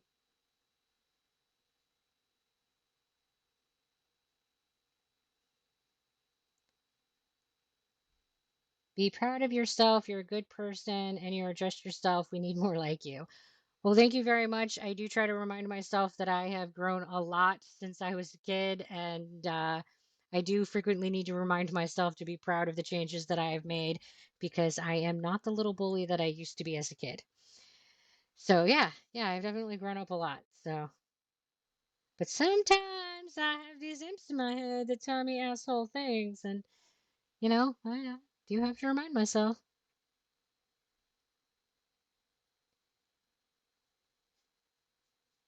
So sleep well, all the people who have like scoodled off, and they're probably already long gone because man, I'm slow on reading the chat. They're like, yes, we left in the dark ages, and here it is, modern times. It's fine. It's fine. So I gave up my old job so I can stream, and I'm living my dream, but it needs time. Someday I want to build my mommy a house she deserves with the money that I get with streaming. Long road to go, but everything is possible. You saw it yourself. There are a lot of things possible in life. I won't say everything, but yeah, that we can do a lot. Like we can choose what purpose we have in life, and we can apply ourselves to that purpose, and we can work towards it, and we can accomplish a lot of things. Humans are amazing. So yeah, don't give up on dreams. Keep working towards stuff. You never know what's going to happen over time. And I hope that you can build that house one day. That would be cool and amazing.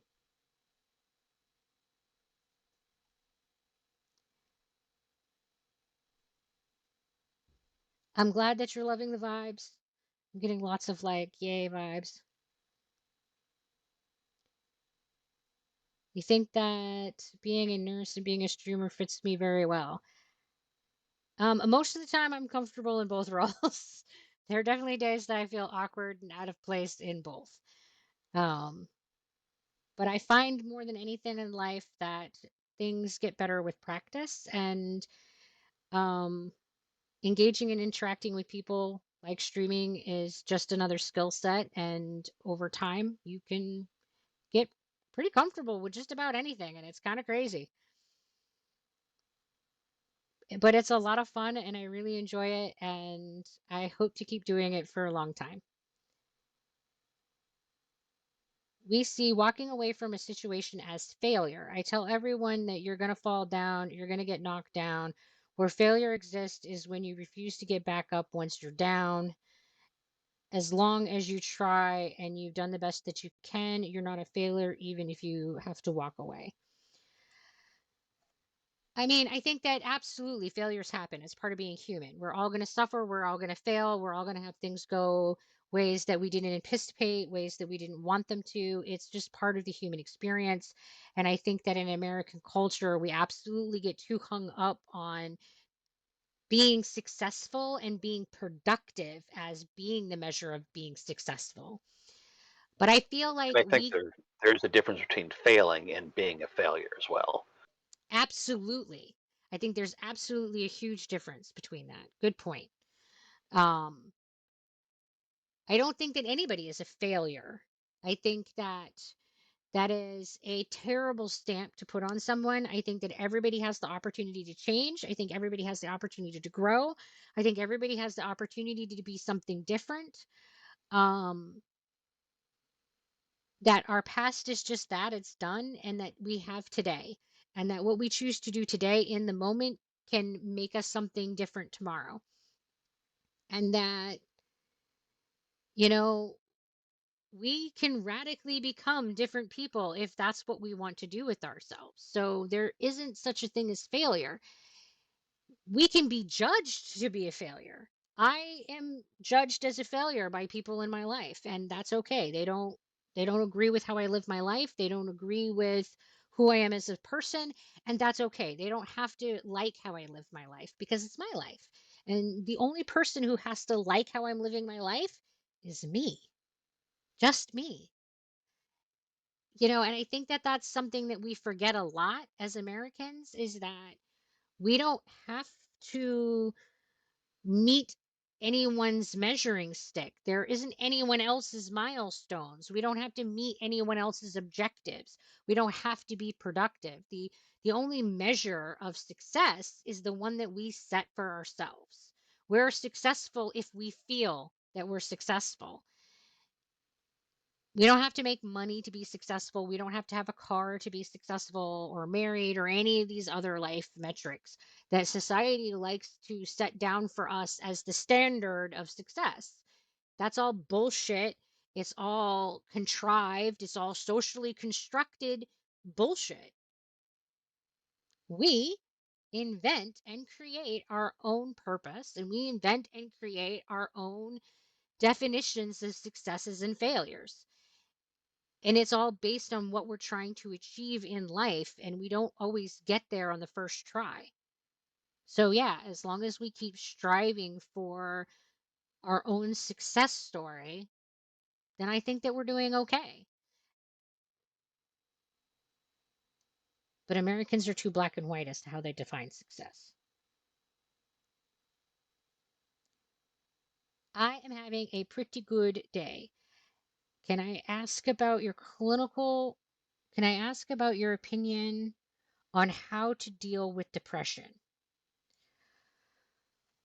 If we're talking about clinical depression, my first piece of advice is to surround yourself with social support. Statistically speaking, the individuals who have social support have better outcomes than those who do not. And it does not matter if these people know anything about depression, and it does not matter if they are trained. They don't have to be professionals. Having social human connections is the most important thing in human life, period. If you would like to make depression better, statistically speaking, all the research tells us that having human connections and having social interactions and having social engagement that is meaningful is what will make the biggest difference in your life. So if you're struggling, okay, so we're